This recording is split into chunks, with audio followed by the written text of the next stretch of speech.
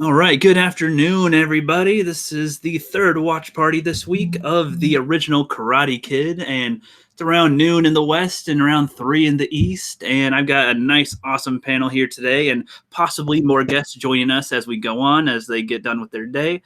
If you guys want to, introduce yourselves, you might as well. Julie, you want to go ahead first?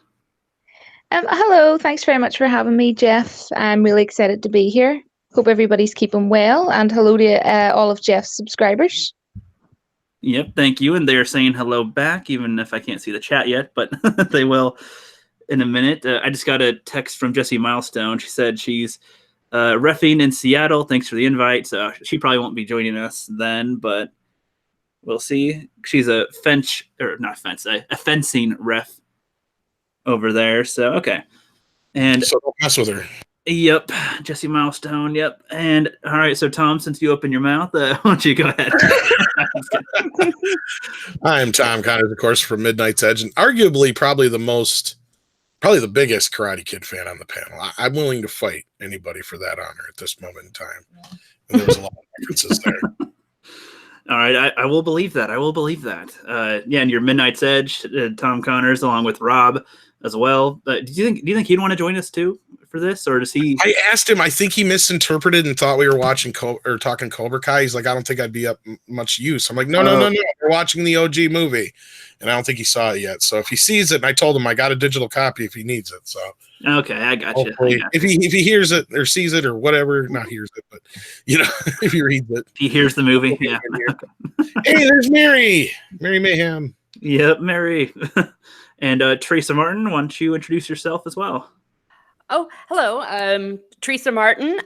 This is my first hangout, and thank you to Geoff for inviting me on. Tom, I think I might be the biggest Karate Kid fan on the panel. I'll fight you for that. We'll fight it out. We'll fight it out. What's your most expensive karate kid thing in your collection? Oh, wait. Exactly. Okay, maybe you're slightly bigger. No, I have things, but not too many. Nothing really, really cool, but yeah. See, I thought you were going to say I named my kid after the star in the movie or something. Daniel-san is my kid's name. Because that would be great. No, it was close, though. If I didn't have a cousin named Daniel, I probably would have, but yeah. Yeah. Hello, chat. The Senate stopped by a little while ago. What's up? And Teresa Martin, of course, a Mega Jetty. He joined me on the Alien stream for yesterday. And Mary Mayhem, she's basically like attached to my channel and stuff, to everyone's channel around here. She's everywhere. She is the stream queen, as that title is definitely deserved. And all right, yeah. So before we get started, we're going to watch the Karate Kid in just a little bit. We're all set to 0 up here, but as people roll in, we'll give you guys a chance to set it up yourselves if you guys want to follow along. But as we wait for people to come on in, do you guys want to say anything news related a bit recently about like Peter Mayhew or the awful Sonic trailer or anything? The awful Sonic trailer. Oh, it's brilliant. Well, I caught on more to the Sonic trailer when the director responded. That's when it actually got on my radar. I thought that was pretty interesting. Usually they tell us, you man babies, shut up. But I was just going to say, Ryan Johnson, take a note. Yep. Definitely. Random Nerdum Dune says, hail everyone. Mary is like a Nick Fury of YouTubers appearing everywhere. Oh, God. That's an accurate cameo description, I would say. But yeah, the Sonic thing. Are you guys looking forward to Sonic at all? Did you guys play that growing up or watch the little shows they had in the old days? I didn't watch the show, but like I've played the games, and I remember I feel really old now, but I played the the Sega game off it as well when I was younger. But like that looked pretty bad. That trailer, I have to admit, was pretty bad. Oh yeah, I thought it was funny that they played Gangster's Paradise as the theme for it. Especially, it's like supposed to be kind of a kids thing, and they're playing Gangster's Paradise, and all I'm thinking of is Amish Paradise by Weird Al. And what's funny about that is you bring that up is because Coolio was just all sorts of offended and lied his ass off in the press about Amish Paradise. I don't know if you guys remember this at all. I'm probably old now and the only one who remembers. But they had coverage on Weird Al before. well, Weird Al will always get permission from the original artist before doing a cover song. Mm-hmm. And of course, so he went about the normal routine to get the permission from Coolio. Well, all of a sudden, I don't know how the Amish community even found out about it, but they did. And they were all in an uproar about it, supposedly. So then Coolio was like, I didn't condone this and I didn't give him permission to do it. And I think it's just horrible that he did this. But obviously, it's okay for him to give permission to use that song for a Sonic movie. Because his whole argument was not only is it, bashing Amish people in his association, but the song itself was such a serious song about what it's like to be a black man growing up on the streets and blah, blah, blah. It's like, okay, but it's okay to take that Sonic check. It goes hand in hand with Sonic, right? He's fighting for all that. So I think you just kind of ruined your whole Amish Paradise argument from 20 years ago is what I was getting to. Sorry about that. Oh, I gotcha. That's an interesting piece. Wow. Yeah. No, I remember that. It was huge. And then Weird Al, he's such a nice guy. He was like, we did get permission. It was terrible. I felt so bad for Weird Al. Yeah. Oh, yeah. I think it's kind of funny, though, that the Amish have a complaint about it. Did they listen to the hottest? I don't even think they knew about it. I think that was kind of like the first inklings of SJWism kind of poking its ugly head out there. It's like, okay, you're not Amish. Why do you care? Kind of thing. Right. Also, like, even if you're Amish, why would you care? It's like, are there not other songs that people get made fun of? Yeah, you shouldn't be listening to it if you're Amish. But I live around a lot of Amish people, and I'll tell you right up front, they do a lot of things that they're not supposed to do. Yeah. I know a lot of Amish people who had cell phones, for Pete's sake. So. Oh yeah, I feel like my dad wants to be Amish or something because he always has like the least amount of technology that he can. I'd go to his house when I was younger, and it's like a little trailer park. And he'd have like a TV, sure, and he'd have some DVDs, but it was like the weirdest like arrangement of DVDs. He'd have the first Lord of the Rings, which was good, and Ferris Bueller's Day Off, and then like the Scooby-Doo movie, and then like the long trailer, like the old Lucy thing, and then like some Elvis thing, and just some random assortments of movies. And in his car, he'd always get a new cheap car. Like a new cheap car. I don't understand it. It's like he'd get like a Bronco or a Buick and just random ones all the time. And he had an old phone that wasn't the classic dial phone, like the ringer, with the ring thing. Instead, its dialer was on the bottom of the phone, and it was like a long phone. It looks like a microphone, and that was his telephone, his house phone. I don't know. I think it was big in the 60s or 70s. Yeah. Yeah, it's like that little phone that's on your desk. Well, now it's taller. Yeah. Yeah, feels like he wanted to be Amish. We'll be starting in like, I don't know, a good 2 or 3 minutes, I think. Sounds good. Yeah, no problem. I tweeted it out if you guys want to share it out or something. I tagged y'all. Oh, yes. In it. Let me see. Yeah, I do wish that Jessie would join us because she's always so furious with things. I just want to say something just to see if she'd get ticked. Something be like, Karate Kid sucks. What are you talking about, Rookie? Something. I'll slash it. That'd be funny. But yeah, so I guess since we're about to start Karate Kid in a couple minutes, do you guys have a long history with the Karate Kid? I just saw it for my first time last week. I saw the Jackie Chan Karate Kid first, actually, wow. And a lot of people would say, "Oh, that's horrible," and I'm like, "Well, I could already see because I already know the tropes. I know the crane kick, the wax on, wax off. I've heard a million parodies growing up, So, like watching this, I knew it's an adaptation of the original. I think it's because they showed this on TV a whole bunch on like FX all the time, and I love Jackie Chan, so I was like, okay, this is actually all right. He was the best part of that movie, yeah. I mean, like, it was okay. And there was one scene where he and the kid had like a pretty good emotional moment, kind of like the one that they have in this Karate Kid, but kind of in a different way. And I was like, I kind of like that. And, all right. And I guess for what they tried to do, I liked it. And it was like in China where people knowing more martial arts type moves, it kind of makes more sense in a way. But overall, I'd still say the original is better after watching the original second. That's so funny that you watched that first. I found it more touching and charming in a way. Like, it's corny, but it's like good. Like, and it feels good. Like, you kind of feel the movie, That's really funny that you watched it the other way round. I know. I was going to say, because, I mean, I'll be honest with you, let's face it, the only reason the remake is any good is because it's stealing a really solid, good story that shouldn't have been remade in the first place. So yeah, I agree. There was some weird stuff in the remake that had me going, what the hell was this for? Well, they ruined the entire wax on, wax off thing with the put your jacket on, take it off, drop. That was so stupid. I thought that was okay, and that was kind of funny. The kid's getting all pissed off. It was funny though, because he's like, his mom keeps on telling him to pick it up, and then he's like, oh, I don't want it, whatever, and then he's like, oh, pick that up, bitch, and keeps on doing it. But of like the part that I didn't like that was weird was like when he tries to heal the kid, like from when he gets injured, and he like puts these like glass things on him and lights it on fire, and some weird. I'm like, what the hell is this? As to where in this one, he just kind of pops his shoulder. It's magic. He lit the kid on fire. I never watched the 2010. I'm like, oh my god. Well, no, he lit these light bulbs on fire or something, and then he okay. or these like little glass things, and he like puts it on his arm or his stomach, or I forget where he got injured. And I was just like, what the hell is this? Like, I don't know. And they actually showed Jackie Chan doing his healing method, as to where in the original he just kind of claps his hands and then they cut him there. Yeah. Well, my other problem with the remake was they made the kid like 5 years too young. And they just did it because Will Smith's kid wanted to make the movie, and that's it. That's the only reason. It makes no sense that a kid would be getting in the middle of a lover's spat at that young of an age. I'm sorry. Yeah. Very true. Just the I rate watched of the it for Jackie. Yeah. What was that? I love Jackie Chan. I love Jackie Chan. He's the best part of the movie. Don't get me wrong, but it was absolutely, I agree.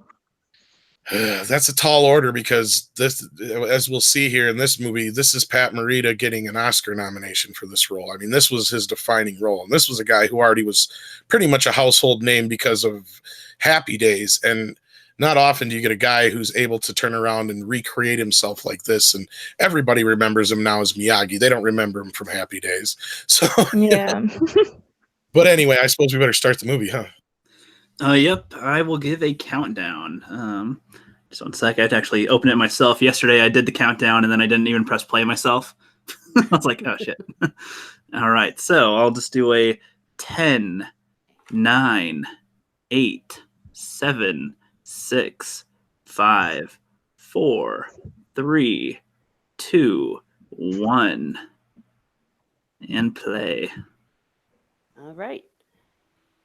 All right, and if we're a few seconds off, that's fine. This seems to always happen. Star Wars for Life in the chat says, hi, Rookie. This is one of my favorite movies. I gotta go, guys. Enjoy the movie. I know Proper Jeremy will love this. Oh, yeah, I think this is one of his first time seeing these, but I could be wrong. I think Aliens was his first time seeing them, so I don't know about the Karate Kid. Yeah, yes, Cobra Kai never dies. That's what he said. Yeah, see, everybody, I am curious. Everybody says Cobra Kai is an excellent, continuation. So I am curious. And I didn't know there's 3 Karate Kid movies. Or 4? 4 or 5 Karate Kid movies? Technically 4. Okay. If you include Will Smith's son. Well, that's fine. And the one with Hilary Swank. And they did. The writers did say that movie did exist in this world, and there was a line. I'm not going to give it away, but there's something that Daniel says in season 2 that leads me to believe that they may have met each other at one point. You mean Daniel-san? Yes. Yeah, I do like how they have trouble with the car too. It's just like a small thing, and it's just him and his mom. It's just like, okay.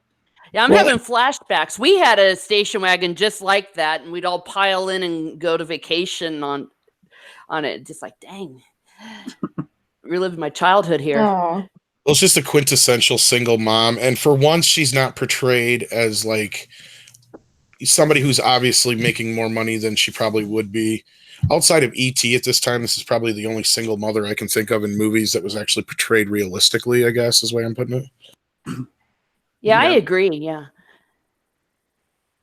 And yeah, seeing them going across through the desert and music by Bill Conti. He's a magnificent. Wonderful music. And that's what I've spent the most on is I paid $200 for the score CDs to get them all. It was just crazy. Julie, what's your history with Karate Kid? Yeah, I've seen it quite quite a number of times, and like it gets watched always every year around sort of like July, August time. And my all-time favorite movie, the guy who directed this actually directed Rocky, so John Avildsen did it.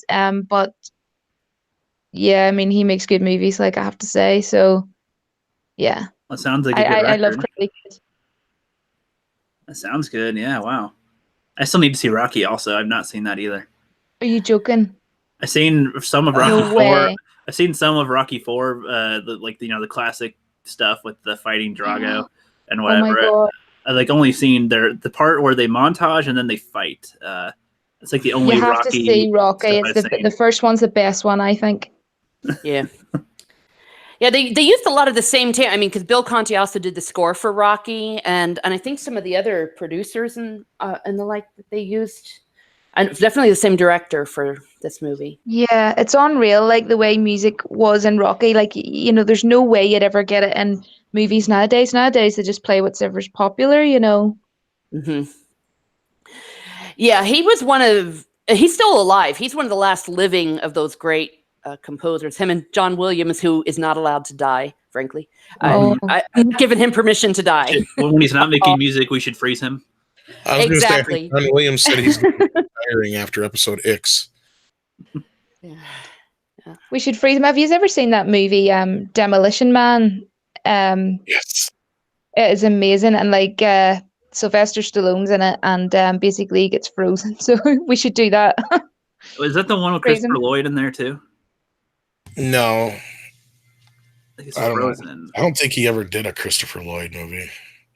Who else is in it? Sandra Bullock. Yeah. Rob Schneider. I think I've probably seen some of this on TV, but I have not seen the full movie of that I either. can't think of the Oh, dude's yeah. name. He's in like every Sandra Bullock movie too. My list is very long. It's getting longer now. Demolition Yeah. Man has to be one. I don't think I had that on the list. But yeah, no, I've loved the Karate Kid since the first time I saw it. Been a big fan, as I pointed out before we started the show. I've wore out at least one or two tapes back in the day. I've bought it, I don't know how many times, on DVD and Blu-ray now. So yeah. That's good. I do love how the mom's like, "Oh, this is gonna be great," and there's a swimming pool and everything's gonna be fantastic. Trying to look on And then the bright first side. thing you see is they pan slowly to the pool.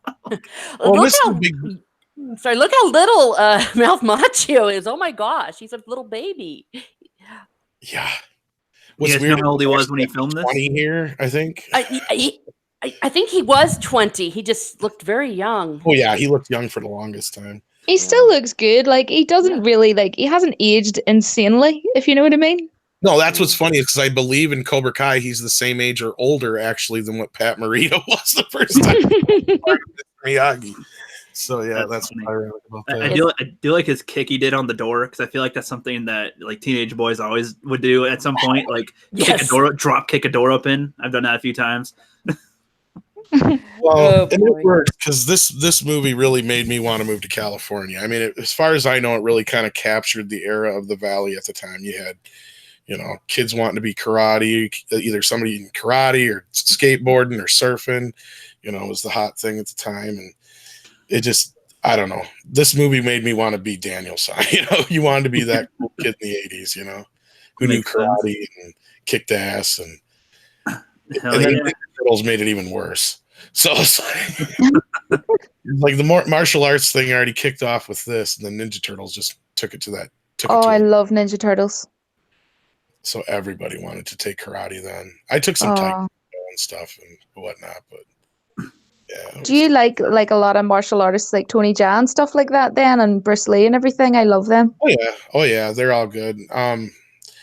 That kind of stuff's cool. I mean, this movie though just is on that level, and then there's just a whole nother level to it, like you were just bringing up with like Rocky, to where it's just that underdog story. And sometimes this movie gets unfairly compared to Rocky, I feel like, because everybody's like, "Oh, it's just Rocky with a kid." I'm like, no, it's a little different.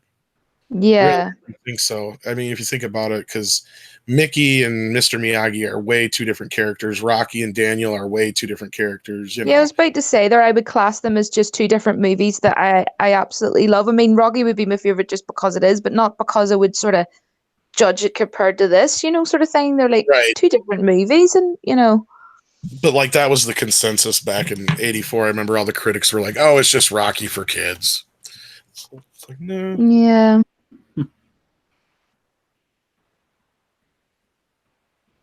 Have more any fun. of you... Sorry, go ahead, Teresa. I was Sorry. just gonna say, seeing the mom here with that scene where she's in the kitchen, and they brought back this, in Cobra Kai, like watching this and kind of talking about that nostalgia and looking at the scene. Again, Tom was right. We don't really see those kind of scenes with single mothers. She's sitting there unpacking. She's got these old boxes, and I really like the way this is setting the stage for the contrast with him and Johnny when we see him. Yeah, I do like it too. I like how he also just gets a whole bowl of water just to give it to a stranger's dog. Yes, we love the dogs. Dog. Dogs' lives matter. Yes. Yes. Yeah, I've got my dog beside me. And then this lady, I can't think of her name offhand right now, but she would go on to play Adam Sandler's grandmother in Happy Gilmore. I knew she looked familiar. I was like, what? I was like, what else could she have been in that I've seen? Yeah. And she's been in other things, but that was her probably most iconic besides this. Yeah. I think she was in Cocoon as well, maybe. Possibly. Here's Miyagi making his first appearance and scaring Daniel to death. Oh, yeah. See, so you guys would probably love to know that my first thing that's similar to this, as far as like a movie would go, was The Three Ninjas. Oh. Which is, of course, not anywhere near the quality of this. Well, that's something. How can we cash in on this Karate Kid and Ninja Turtle thing? Oh, yeah. That's I saw it at a perfect age. It's totally meant for like a boy that's like 10 or under. Yep. Three Ninjas, because it's basically three kids brothers that beat up on these adults. It's like, yep, that's what all kids think they can do. Mix a little Home Alone in there, you're good to go. Exactly. I think I might be a bit ahead of you guys. Like, are you like on the beach scene yet? Yeah, I'm on the beach where they're playing. Yeah, they're on the beach. They're like right by the group of girls. Now they're at the campfire. So my timestamp is at 9 minutes and 30 seconds right now. Okay. Are they cooking sausages? He's kicking the ball right now. He just after meeting Allie. Yep. Oh, I'm a bit ahead then, I think. Where she just gave the ball to him. What's actually the kid's name? I'll pause it for a second. Because people said Johnny, so I got confused. What's his actual name now? Or Billy Zabka? Yeah, I mean like his character's name in the. Which one? The main character, the Karate Kid. What's Daniel? Daniel. Okay, Daniel LaRusso. Because when you guys said Johnny, I got confused for a sec. I'm like, wait, okay. Who's the main guy again? Okay. All right, they're making sausages now. Okay, cool. I'll pause it for another second because I went ahead a bit. Okay. Yeah, I'm about right now. Timestamp for me is at 10:23. Yeah, you know what, Geoff? I must be old school DVD here because I don't have no freaking timestamp coming up. No, that's okay. I'm on my computer, so I can just move my mouse and it'll show me how far we are. Ooh, very fancy, very fancy. I'm on my phone. Yeah. High class over here. Yeah. Mega Jetty says, dude, I love Three Ninjas. I don't care about the criticism. Yeah, I tried to watch it recently. I really can't. It's really more, I had to be in the age group to watch it because it's so stupid. It's like, it's so funny. Random Nerd of Doom says, Mr. Miyagi has the same backstory as Master Splinter from Teenage Mutant Ninja Turtles. Both are disgraced Japanese martial artists that went to America to live a simple life. That accurate? Fairly accurate, yeah. Splinter is more based on the character from Daredevil. Yeah, I'd say Miyagi did not start out as a rat that learns kung fu and grow and mutate. I'm trying to think of the actor. Was it Sonny Shiba or somebody like that? They had somebody else in line to play the part before Pat Morita came in, but he was just too dark, and I can't remember who it was. Yeah, I do like how these guys are just complete turds. Yeah, Tommy. Like, yeah, it's my last year. I'm going to make the best of it. This dude's talking to my ex-girlfriend, not on my watch. Well, actually, if you really look at this movie and I believe the video that kind of sparked the whole Cobra Kai thing was the video that Daniel LaRusso is actually the bully. And this scene here really does kind of push that narrative. Well, I kind of watched the whole movie, and I kept that in the back of my mind where some people say that he's the bully, and I'm like, well, not entirely, because right here, the dude's, screwing around with the girl's radio or something. And he's like, nah, dude, give it back. And then he shoves him. He starts this whole thing. He just rolls in with his crew and, starts the fight. Daniel should have still stayed out of it in the end. I'd say, personally. That I broke a radio, though. Boom boxes are serious things in the 80s. They were expensive. But to be fair, it is the moment where you're either the guy that's interested in the girl and you stand there and just wait for it to be done, or you step up and try to get in the way-ish. It's just that type of moment. Yeah, but he probably should have took a cue from everybody else who's just kind of staying out of it, who actually know them. Yeah. Right there when he actually shoves Allie is the first time he's really done anything to her that was really horrible. I mean, yeah, I feel like when he got shoved down, he shouldn't have put it down and charged at him. Yeah, that was probably wrong. Just going, dude, like chill out. But he tries to run at him. I don't know what type of thing he planned to do by charging at him. Aggressive, and that's one thing that Miyagi picks up on too, and that's part of the whole Miyagi-Do karate is because if you think about it, if Daniel would have wound up in the Cobra Kai, how bad of a student he would have been. He'd have been worse than Johnny. Right. Yeah. Yeah, Daniel is definitely a hothead, and you can see in this scene it's getting the better of him the way he does keep charging at Johnny. He's not thinking with his brain. Because Johnny's actually being merciful here. He's not even really, He didn't finish the job or nothing. He's down. He's like, he's not really hurting him until he keeps getting back up. I mean, I'm not trying to that is actually a good point, though, because they show later how they're being taught that they want them to beat them down when they're already down. And he just kind of just knocked him down and see if he's getting up, and that's it. Yeah.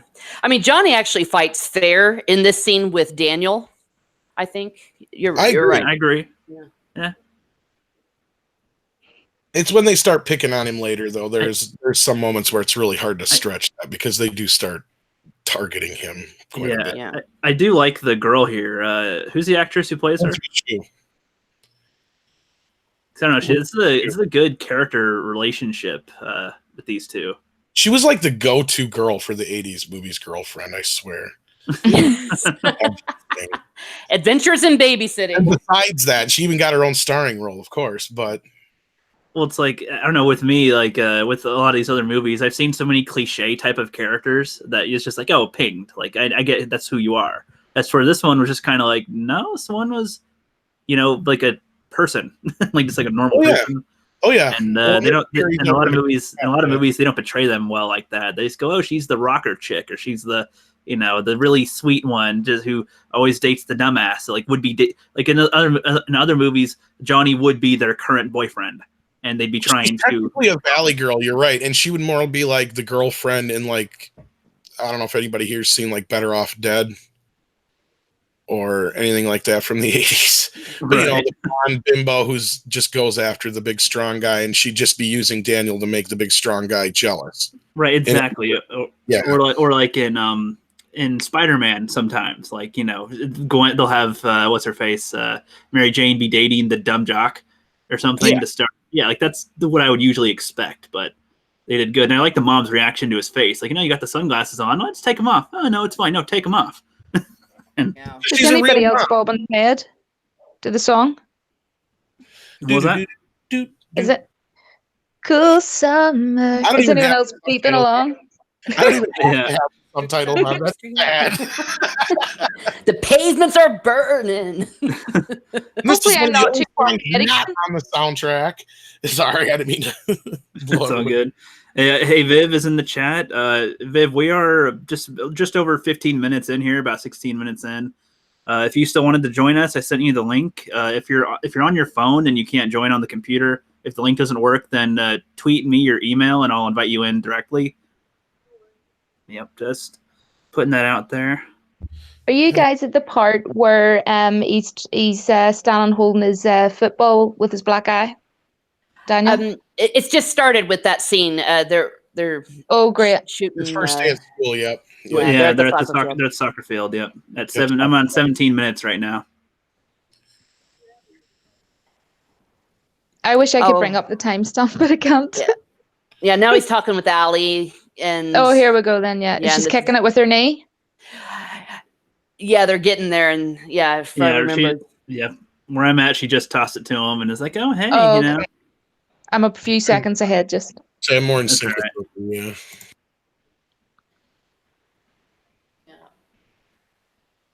And it's like they do He's feel really like tall.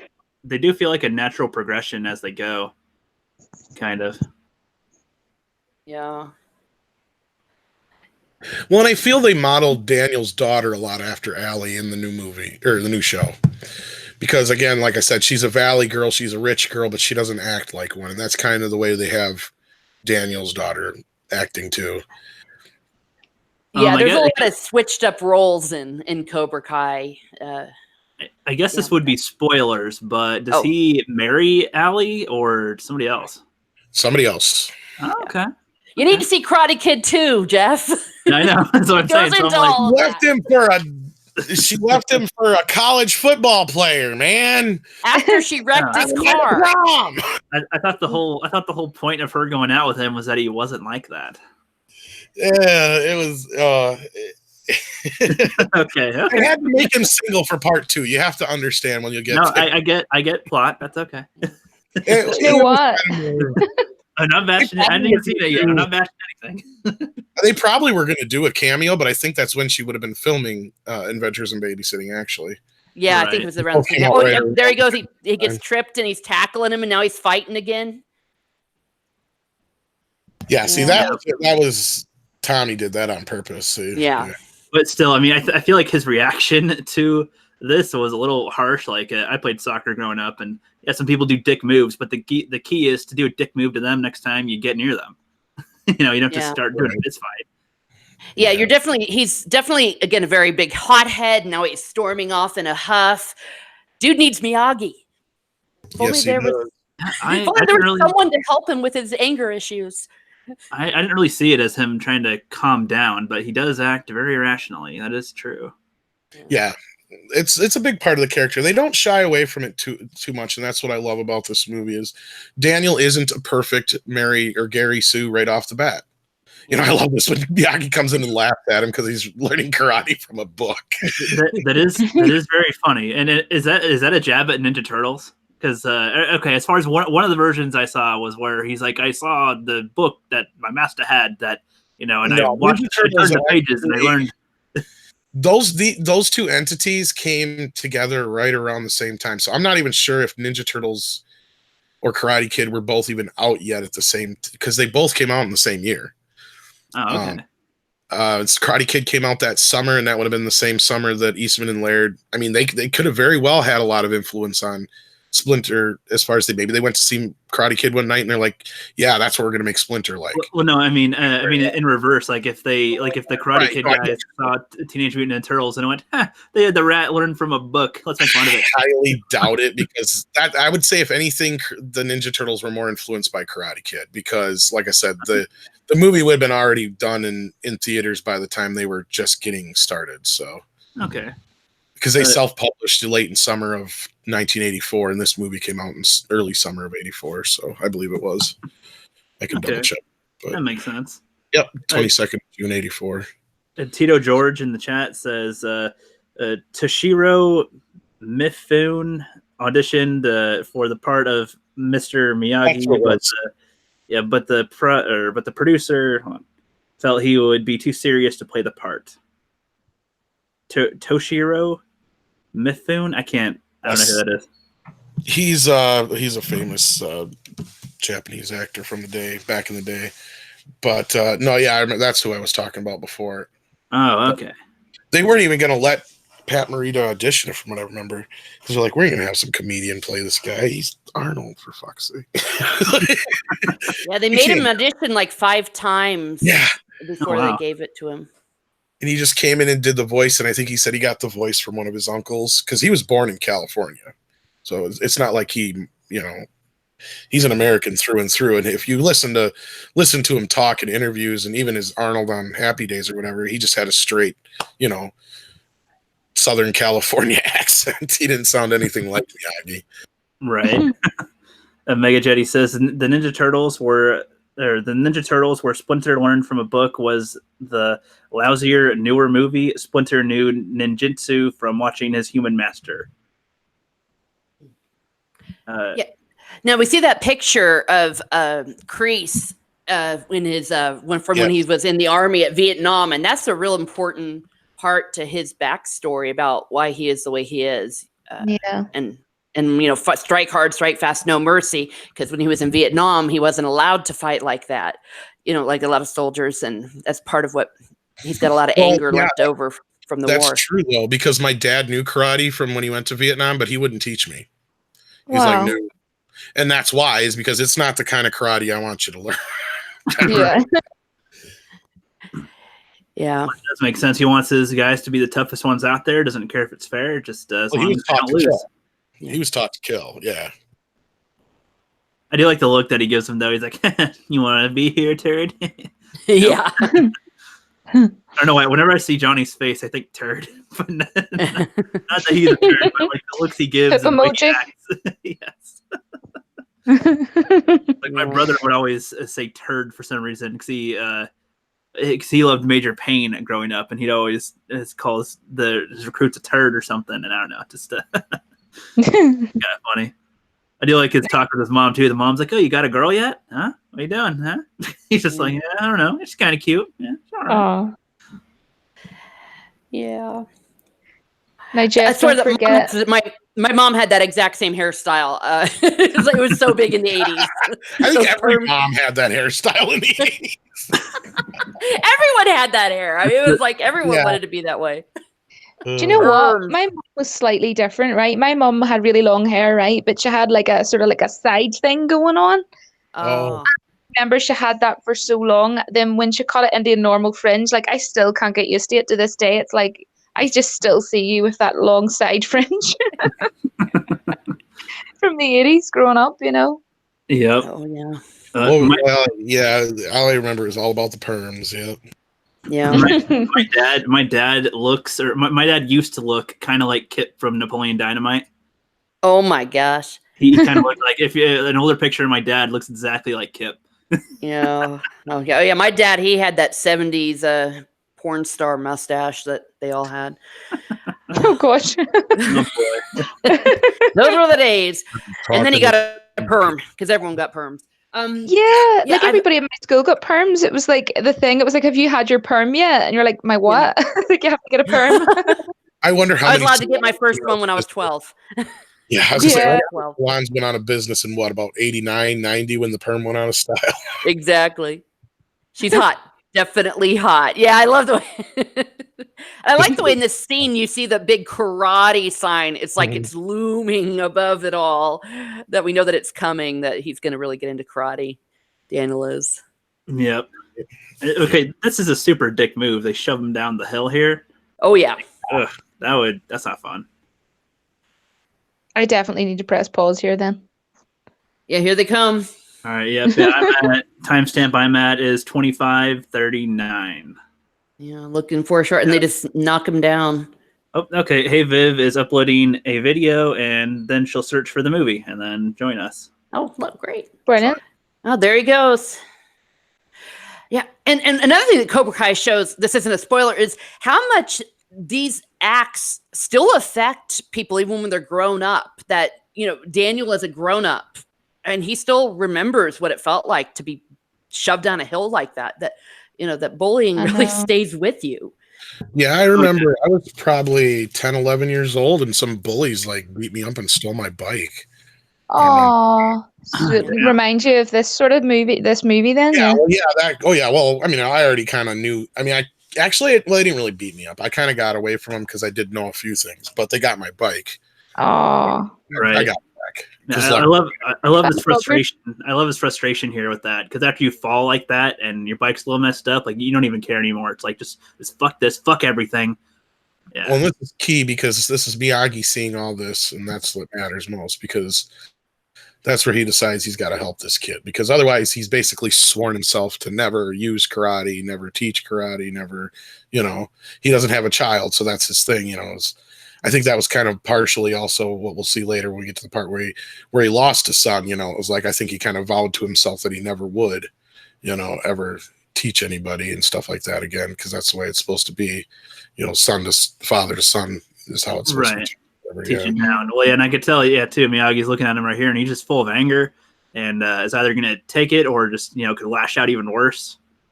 It's like, no, I could help this. It also makes you wonder what Miyagi really was like as a teenager. He was probably similar. You may think, oh yeah, Mr. Miyagi was always probably this happy-go-lucky, cool kid, but for him to get into the shit that he does get into, that we find out in part 2, it's like, oh, maybe not. Maybe he was probably a little. Well, just from this alone, with me not knowing what happens later, I mean, they make it sound like, he was in a similar situation, and that even if he knew some, karate growing up, like he was never using it. He didn't use it. Not to give too much away, because they kind of tell you the whole story right away in the movie when you get there. But it's basically him and his best friend were in love with the same woman. And instead of fighting each other to the death, he decided to leave, and that branded him as a coward. Okay. Yeah. Now, Geoff, don't forget now, watch the second one, then the third one. Don't watch the third one, then the second one. I was going to watch the fourth one. What are you talking about? Oh, yeah.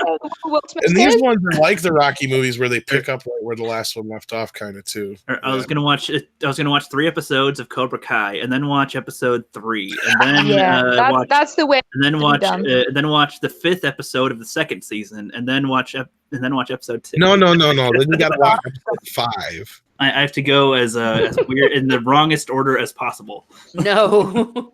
I'll go from the season 2 finale of Cobra Kai backwards. Oh gosh, you'll be very confused. Oh yes. I do love how just about every one of the shots of Johnny and his friends looks like a Levi's commercial from the 80s, though. I was about to say, if they had a logo pop up in the corner and say at Kohl's or something, like 25% off this weekend holiday sale. Can I just ask, Geoff, how old you are? I'm 25. 25. I feel old. I want to be 25 older. Again. What was that? Yeah, I'm 25. The baby of the group. Wow. You're only a wee puppy. Yep. Yeah. So you weren't even alive when this came out. Nope. I'm 94. 1994 when I. So you were born in the year that the 4th movie come out. Oh wow! Yeah. He's young. See, I consider myself being born in a time though where I was before the legitimate millennials and stuff, like where I had the sense of the old before all the new things came around. So I still had that, going outside to play, and like the stuff we had, the giant TVs, huge computers, big CDs before everything became so digital and in your pocket. Well, yeah. I feel like if it wasn't for that darn 4th movie and the way the 3rd movie was received, the Karate Kid probably would have just kept on going through the 90s. Well, would you want it to keep going, or would you want it to have kind of stopped? No, I'm happy the way it came out. I am, because I think that Ralph Macchio made the right choice saying no for so long, even though it made no sense for him financially. I mean, it could have set him up for life. I'm sure he had years as an actor where he struggled, and Karate Kid 5 looked awfully tempting. But I'm trying to imagine a teacher call for attendance. Ralph Macchio? I don't know. I like this. Yeah, the whole bonsai thing, and he has to close his eyes and imagine, how he wanted to be. This is his first lesson to Daniel. Yeah, everything. Go ahead. Sorry. Are you good? Go ahead. Oh, I was just saying for Julie. Go ahead. Oh, sorry. No, I was just going to say, I love the way Mr. Miyagi says bonsai. I don't know why. It just makes me laugh. Bonsai. It was great. No, not bonsai. Bonsai. Oh my gosh, that's so good. This made me think of Ninja Turtles also. I guess because they always say "cowabunga" and all that stuff. The surfer words. The bonsai kind of sounded like it. So I don't know. No, not bonsai. Bonsai. Because later, Daniel-san, then it's bonsai. The drinking game for the Karate Kid should be take a drink every time Miyagi corrects somebody when they say something wrong. Or Danielson. Yes. Danielson. You get drunk just alone when he corrects people on his name. Because everybody calls him Miyagi, and he's like, Miyagi. Yes. That's what I'm saying. Take a drink every time he has to correct somebody. That would be the Karate Kid game. Tom, let me hear you saying wax on, wax off, and now paint the fence. Show me sand the floor. No. Show me paint the fence. Just laughing. It's too good. It's uncanny. It's the nah. That's the part. Wax on, wax off. Nah. Wax Can on, you do Yoda impersonations? Sorry. Yes, everybody does Yoda. When I do my next community project that requires voices, all of you play the Asian man. Oh god. Karate here. Karate here. Karate. Oh my gosh. Stop, my stomach's sore now.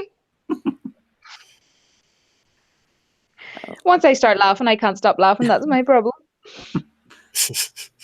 I love it. The third one when he asks him to show him the sweep, and he's like, "Sure, be right back." And he comes back with the broom. You grab the broom handle here and here, and the push like this. It's so funny because he completely uses him. He's like, "No, show me paint the fence," and it's just like, "Yeah, you just want him to paint your fence, mate. You do."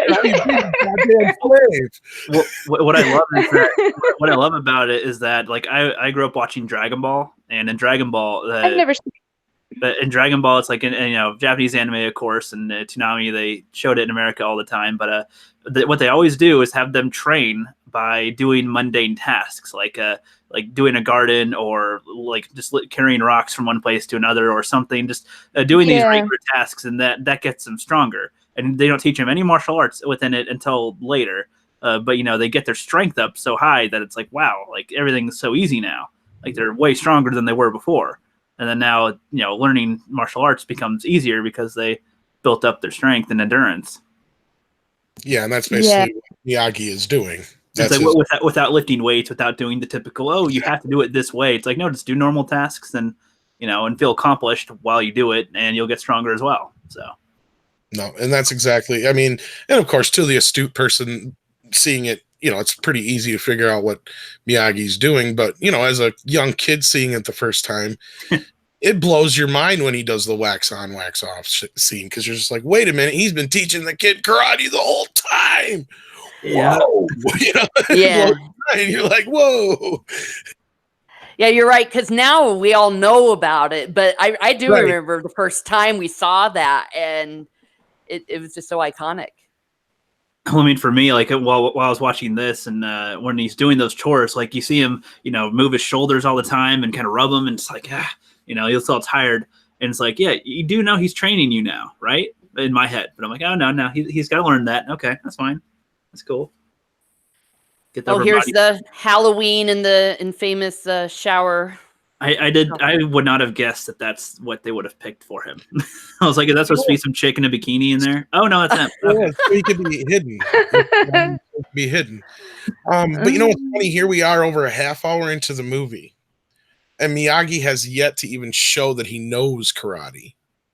And that was the other thing, like I could see it, taking a lot of people like, what is going on here? Why isn't this guy just teaching this kid karate? He's not even, shown that he knows karate at all.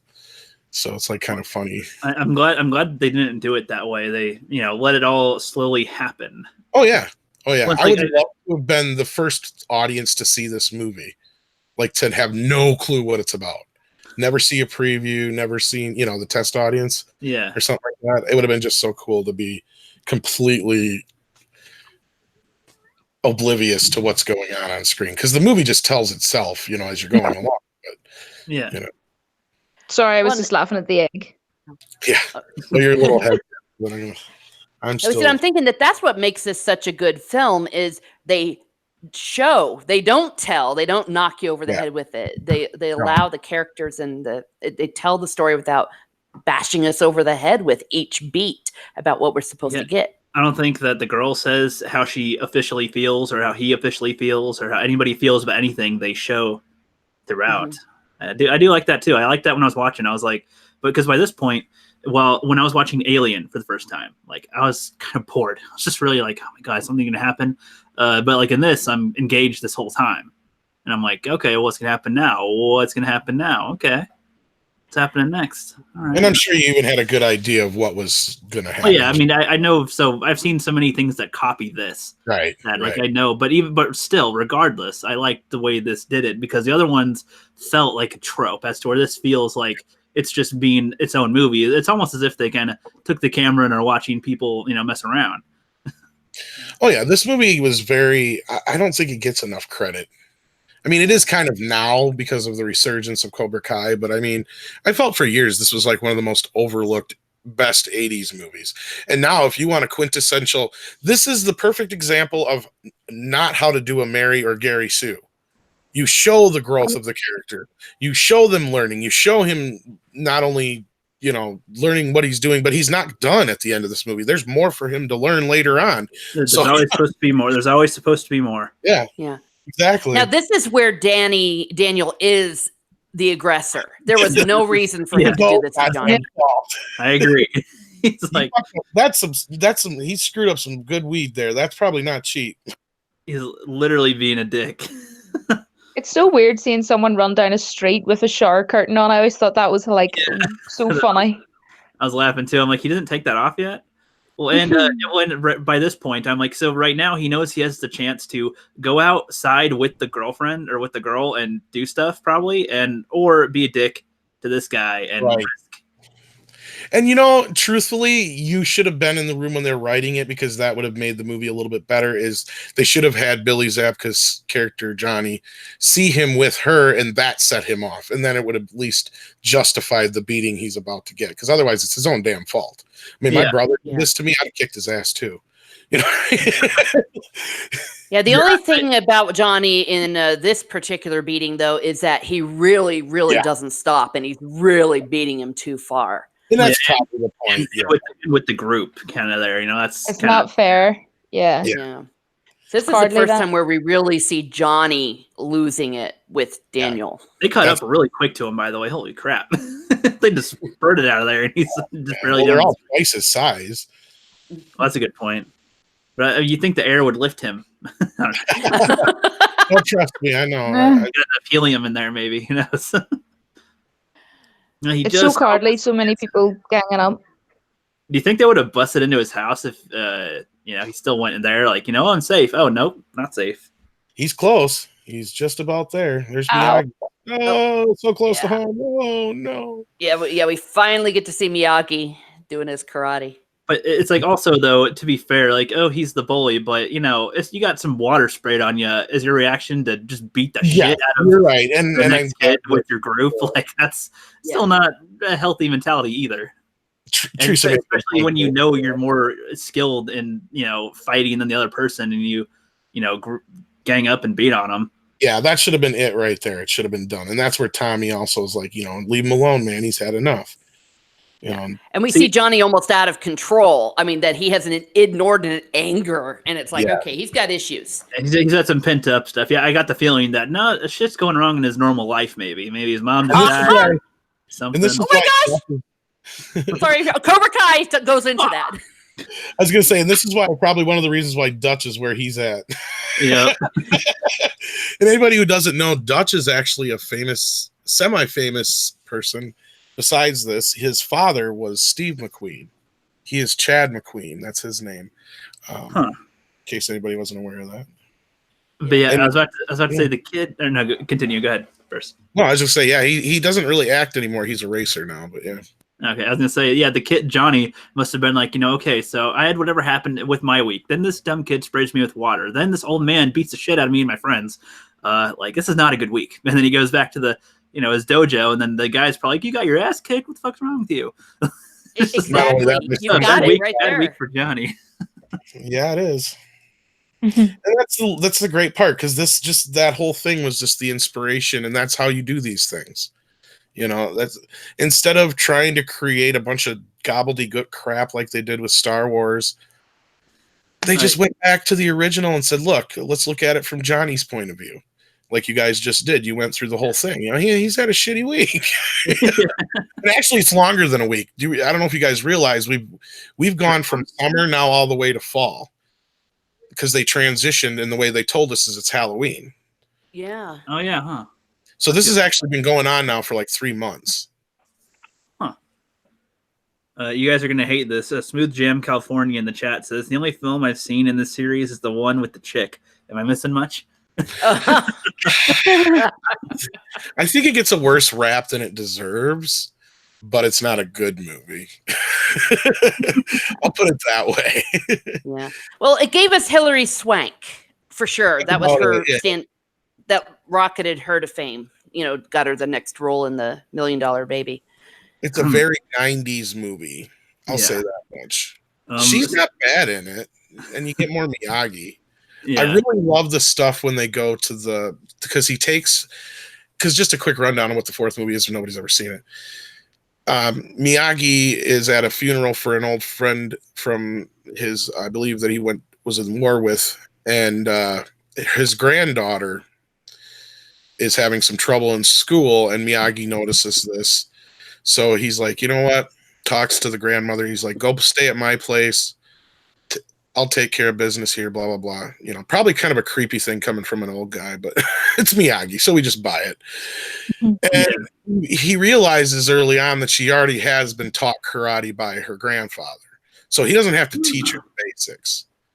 She's already known, but see, she's way aggressive. That's the problem. So he has to tone her down. So at one point, he ends up taking her to a monastery with a bunch of monks. It's fucking some of the best shit in there is in that part of the movie. So that's worth the movie alone, is that whole bit. And then when whatever happens after that is kind of worth it too. But yeah, I do want to see. I'm curious because a lot of people, trash it. So I'm like, well, let's see from not growing up with the Karate Kid series, is that one that bad? It's the worst of the bunch. It definitely is the least of the bunch, but it's got some great Miyagi moments in it. It's got some stuff in it that's redeemable as far as, that second and third act are all right. But the ending, the bad guys and the way all that's kind of set up is really kind of... Yeah. I really like this line of Miyagi's here, where that's one of his famous lines. It's like, you want revenge, first dig 2 graves. Yeah. It's a good point. Well, I mean, that's always the thing. Yeah, you get your revenge, and then what? Oh, yeah. Where'd Spider-Man go? Ooh. It destroys you as well. Oh, and here we go. There's no bad students, only bad teachers. Only bad teacher. Yeah. So when I was watching this, so Dragon Ball came out, the first series Dragon Ball came out in the 70s or 80s ish, and then at some point, like when he gets certain teachers, he gets different teachers throughout. I think he really loved American films. He was inspired by Terminator and Star Wars for some of his villains in Dragon Ball series, and he could have taken some from the Karate Kid also, because a few of the philosophies are similar. But he also goes into the monks. They're Japanese, so they have that type of thing too. But he also is influenced by American stuff, which is sometimes influenced by Japanese stuff. So a huge circle of cinema. Well, in the second film, they do go to Japan. They go to Okinawa. Oh, sweet. And they have the best song ever, Glory Love. What is it? Is it the Everybody Was Kung Fu Fighting? No. No, I am a man who will fight for your honor. No, Gloria Love by Peter Cetera. #1 hit. That song, oh my gosh, I love that song so much. I still love that song. I mean, I play it all the time. It's a great song. Can I ask a question that's not really to do with this movie, but it's got me thinking there because of that song. Have any of you guys watched The Goldbergs? No. Yeah, I have. I haven't seen some of the newer episodes, but I have seen it. Oh, I love it. They play amazing songs like that. Really 80s, hit the nostalgic feels songs, and that song's been on it quite a few times. I love that show. It's amazing. It just makes me think of It just makes me think of the Mighty Ducks Goldberg, their goalie. Like yes. every episode is like based on a movie or a song or something from the 80s. Yeah. They even had Robert Englund as Freddy Krueger. I think they had a Karate Kid episode. And they've had some. Yeah, they did. Yeah, and the wee boy and it, Adam, he's obsessed with like Star Wars and all, and he has like Millennium Falcon and all, and he does like these wee little recordings with his dad because he wants to be like a movie producer and things like that. So Geoff would probably love it, and he's running around with his wee camera and all, like a director, and he gets his grand and his dad and all to like record stuff from Star Wars and all. It's so funny. It's actually loosely based on the real guy's life. There's a Yeah. real and he's a So producer. funny. He tried to be an actor, but he ended up being a producer. So yeah. Yeah, it's a good show. I just love watching it for all the like you see like the way a telephone used to look when you were in the 80s. It's like wow. Everything's so different now.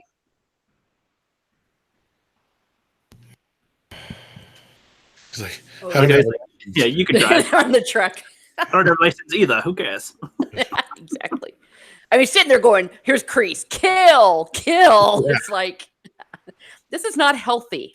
Neither of us, two people with no license equals license. Yep. Oh, See, that's bullshit. My parents always told us when we were teenagers, 2 permits don't make a license. Well, yeah, because you need negative to make a positive. That's right. Two negatives make a positive, huh? Tournament. it all goes back to algebra. It's very logical. Yep. Oh man, here he is, like throwing down that poor student. Kreese is intense. He's got some issues for sure. I thought he was going to say, "Now kiss my fist." Yes, I'd say. He's not that freaky. Too much advantage. You're the- Yeah. And going back to the Vietnam thing, you have Kreese. He's sitting there talking about like in combat and all. He's reliving. Well, everything's a war to him, yeah, and they especially play that up in Cobra Kai. Not to spoil much, but yeah, everything's a war. Yeah. You're at war. And, Yeah. And they're just, I also love the way that the Valley tournament poster just happens to be right there, and Daniel and Miyagi are standing underneath and placing what's to come. Good plot convenience. Yep. But again, they're telling. I mean, they're showing, not necessarily telling. How far they could go in a fight once they've already won. finish it.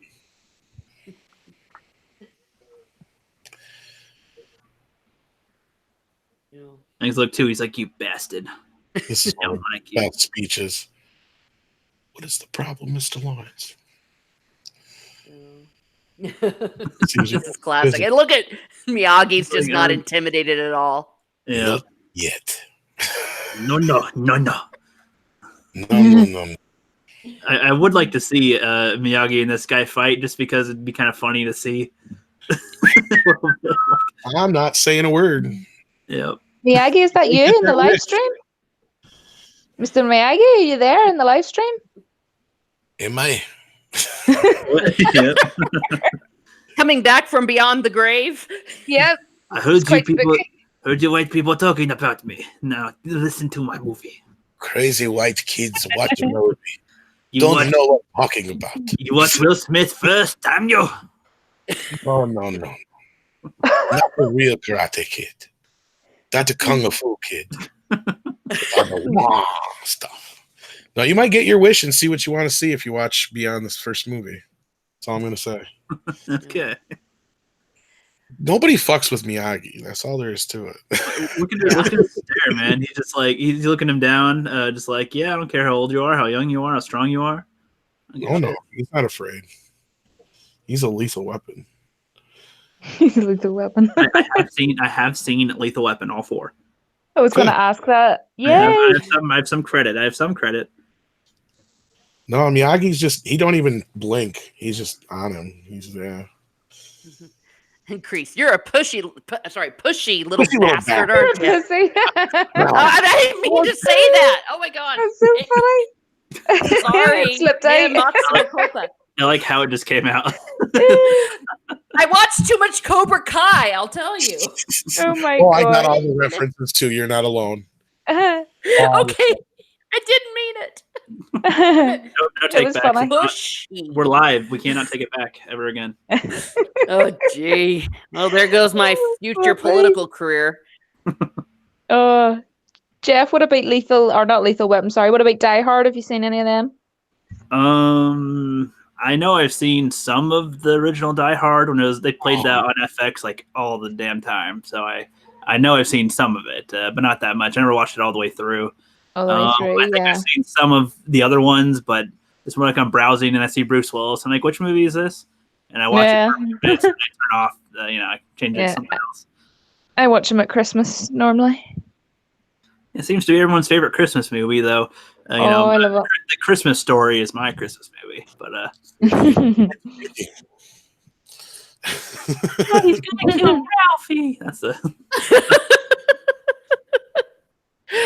Oh, I do like this that. is such an iconic going to his home and seeing all the cards. Every scene is iconic, isn't it? That's what I said. It's like seems like for years everybody forgot this movie. It's like no. Everybody remember this movie. This is great shit. Yeah. You never really hear anybody talking about it nowadays, though, which is kind of sad because, like, if you were to say to somebody, like, like, not meaning to sound rude, like to Geoff because he's in his 20s, but like somebody in their 20s, like early 20s, yeah, have you seen Karate Kid? They're like, what do you mean? They wouldn't really even know, to be fair. Like there's people I've even spoke to that haven't even seen them, and you're just like, what? You have to watch them. Like I said, they did seem like the people like Geoff for a while. Yeah. Sorry, Guilty. Geoff. Guilty. Yep. Guilty. But he's watched it now, and this is his second time, so he gets a free pass. It's okay. Yep. I'm burning through the movies. I'm earning them as I go. Yep. The car. Earning those credits. Ralph Macchio still has that car to this day. Yep. He's like this. He's like, I can use him to get all my work done, and I could teach a boy some skills. Hooray! That's what's so funny about it. He literally uses them. Yeah. He gets the headband there. Yeah. Walk middle sooner or later. I can't do his voice. You could give it a try. No. No, you do not want to hear me try. This is in the gut. No, I wouldn't even try it either. It just sounds too complicated to do. Yeah. In here, karate, same thing. Do you want to know what? That sounded really, really freaky down my headphone because it sounded like it was He's in the screen. it was like Miyagi was behind me, like behind the pillow, because I'm sitting in bed, so it's like really weird. You'd be like, Oh, jury, racked on. Karate, do karate. when did this turn into a seance? Oh, to make a horse. Oh my gosh! Oh, What it's is so the funny meaning because like is I cannot talk in any other way than this. he's did it for that long now. He There you can't go. shake out of it. It's just the ghost of Miyagi, not Pat Morita. Remember, deal, no question.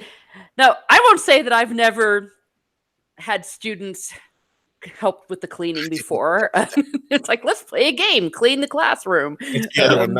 Besides, no. It's Wax on, wax Breathe. Very important. on. See, that would be funny if a teacher's like, you kids want to learn something cool today? Yeah. Okay, I'll teach you karate. Everyone, grab your sponges. In my house. Yeah, You do. Hey, I've actually used wax on, wax off for bowing technique with the cello. It actually the movement you have to do with the right hand. wow, you play the cello? Big Yes, yeah, that's one of them. Yeah, I mean when you have to reset and do a double down, and I show them the video from the wax on, wax off. And Yeah. Oh, With the that'd be right so hand. cool. I think the cello would be a brilliant instrument to learn. I play guitar just, but like the cello would be awesome. oh, it's fun, and you get to play Game of Thrones. That's the best part.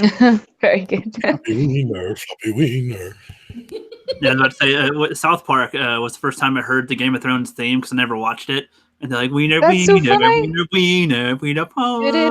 Yeah. When I watched season 1 of Game of Thrones, and it's like, da-na-na-na-na-na-na, and I'm like playing the lyrics in my head, wiener. Oh no. I think Geoff watches everything back to front, or is it just me, guys? I see all the parodies first because I live in the time where this stuff is parodied every day, like all the time, in every show, You live every backwards movie. then? So then it's like nobody in my house ever, like, we didn't have any of these DVDs. They never talked about them. They never really cared. My brother loves Transformers and all that stuff. So I'm like, he loves Star Wars, the new Star Wars. He loves The Last Jedi and stuff. Like, Oh no. that's the type of environment. Oh no. Sorry. And then my sister was like Golden Girls and that type of thing. So like, I never really had the classics. So yeah. It's kind of the same with my kid because I have all this stuff. I'm into all this stuff, but he's not. Like the only movies he's ever really watched have to do with cars because he's like. Really So he must love Fast and the Furious. Another series my brother loves. Yeah. He loves Back to the Future, and that's about it. Yeah. Yep. And I have seen Back to the Future. I have seen all 3 many times. Yeah. Well, it makes sense that there's so many parodies of these now because a lot of the people that are now making films were kids when they watched it. Now they're old enough to be making all these. Now we're in their 40s and 50s. Right. Oh, Okay. yeah. Thank God my work. Geoff, or my head away? What was that? Sorry, I thought, did I hear someone come on and say hi, guys? Wait, is Viv here? Oh, hey, Viv. I think so. Yeah. Hey, Viv! I thought I did too. I'm sorry. Holy cow. I'm watching the movie. Can't hear you there, Viv? Yes. Can you hear me, guys? Yep. I'll turn your volume up just a little bit, though. It's a little low. Vivian. All right. What about now? Talk now. Yes. Hi. Okay, better. Okay. Hi. Sorry I was so late, but it took me forever to find the film. That's okay. Tom had the same issue. He had a good 20-minute head start, though. Well, I had it here. I just had to find it in my pile of movies. Are we on the right? What are you seeing now? We are walking. Allie and Daniel are walking in. My timestamp is 59:05. Oh, mine is 59:25, so we're pretty close. Okay, cool. Pretty close, yeah. I'll just move mine up that bit. Okay. So I'm at 59:25 now. Okay, so a few seconds behind. That's good. That's good. So yeah, hey Viv, what's your history with the Karate Kid? I just saw it for my first time last week. These guys all have known this for a long time and is a good tradition. What about you? I've known Karate Kids for forever. My dad was a big fan, and my dad is the person that pretty much introduced all films to me. So this was a classic that I watched with my brothers, and because of Karate Kid, I really wanted to do karate, and I took lessons and everything. I want to see you need to open up a video doing a few karate moves or something. Yes. I was so bad at it. and you need to have a thing over your head, cloth, and bow. Do the bow. Yeah, like, hello, everybody. This is Hey Viv, and yeah, but I did enjoy. I think I enjoyed the first one more than I liked the other ones. But yeah, I definitely watched it. That's good. Yeah, with this part, this is where I was like almost cringing because in my head I was thinking about how this would go because I've seen like so many tropes of this, probably like copied from things like this, where he goes to meet the girl and the parents are there and blah blah blah. But this was actually kind of funny. Yeah, so this is a little more realistic than it's usually portrayed. Yeah, they get in the car and it doesn't start. You really feel for Daniel here. Yeah. Oh no, yeah. I'm like, oh dude, just get out of the driveway. No way she's in high school. Never mind, I'm not gonna finish that sentence. But anyway. Yeah. And how embarrassing to have your mom drive you on dates. Right. I know. Especially when every other kid's driving without a license. It's like, yeah, just take a car. Any car. Yeah. See, but for me, this is not weird because in Brazil, you can only get your driver's license when you are 18. So there's no people at 16 years. I couldn't believe that in the United States you can get a driver's license when you're 16. So to me, it was so weird to see kids in high school driving. Oh, and you can get a permit even younger. It's the same You here, can? Vivian. You're 16. I think Huh? 15 is the youngest in America to get like a permit and be able to drive. Whoa. That's crazy, because in my country, it's only you have to be 18. So like you're pretty much done with high school already by the time you're getting your driver's license. Yeah, it's funny because we have to be older for everything else other than driving. I know. Yeah. Although they were, Yeah, you all are allowed to drink and everything at younger, but What age is it in America you can drink? You have to 21. be 21 to drink legally. Yeah. 18 in Ireland. Yep. They have to push the car. Hey guys. Did it used to be 16? Julie? I seem to remember. Sorry? Did it used to be 16 in Ireland? Back in the early 90s, maybe? I'm thinking not either that or we were all drinking sure. illegally. They I never burned at the bar. So I don't know. Not that I can remember of, but then again, I'd have been too young to drink in the 90s. But as far as I can remember, Never mind. I was breaking the law. Baby Julie drinking. Oops. Well, they never carded me. So Well, that's oh, good. very funny. That's good. ooh. I like to. They just go to the arcade. It's also kind of weird seeing there's like no cell phones and stuff. It's refreshing. It's like, oh, they don't have all these other distraction. They have too much other things they could do. Hashtag Twitter and all that. Like, do you want to go play hockey? And they go on this little tabletop hockey. no, I like that's this what I montage. did the other night when I can't remember what show I was on anymore. I do so many of these. Yep. We were talking about remakes, and I brought up the simple fact, that's the same reason why it's like, why do they do remakes? And 9 times out of 10, they end up setting them in the 80s or whatever anyway. It's like pointless. It's just because the cell phone has kind of ruined movies altogether. Yeah. Oh, yes. The worst thing when you go to the theaters, it drives me insane when people are texting, because it takes my attention away. I freaking hate that. That's why I hate watching films in like really busy nights. I like going in the morning where no one is around me. Oh, I do the same thing. It's just so annoying. I'm like, are you seriously paying for a ticket to come here and text and they don't even like have the decency to lower their brightness in the iPhone. You know what I mean? If I had rules for movie theaters, which I'll make a video on this at some point, I've been gathering info as I go, but like before you enter the theater, there should be like a sign that says, once you enter the room, your phone doesn't work. Like there's there's devices that turn off phones basically. And it's like, they wouldn't. I agree. Make sure you tell your people you're going to be here for a while. So, let your work know, let your people know, whatever. They have a shooting, it would be, it would not work out too well. Well, I guess, but I mean, I don't know. There should be just other things in line so people can't ruin it. You should just not be a dick. Turn your phone off and put it away. You don't need it for 2 hours. Exactly. You need your phone in a cinema. Like, see the way Vivian was saying there about the brightness on the phone. Do you know, a step further than that, one time I went in to see a movie that I was really waiting on, and these kids behind me were sitting watching like some sort of a cartoon behind me, and I just turned around and I said, look, get out, because you aren't watching the film. Right? Oh yeah, if you see that kind of crap, that bothers the hell out of me. And like one time I remember recently, I don't remember which movie it was, but there was this one lady who had her phone just on and she was constantly on it, and somebody said something to her or whatever, and I heard her say something. I'm waiting for an important phone call, and I'm just sitting here thinking, if you're waiting for an important phone call, then I think the freaking movie can wait. You can go to another showing.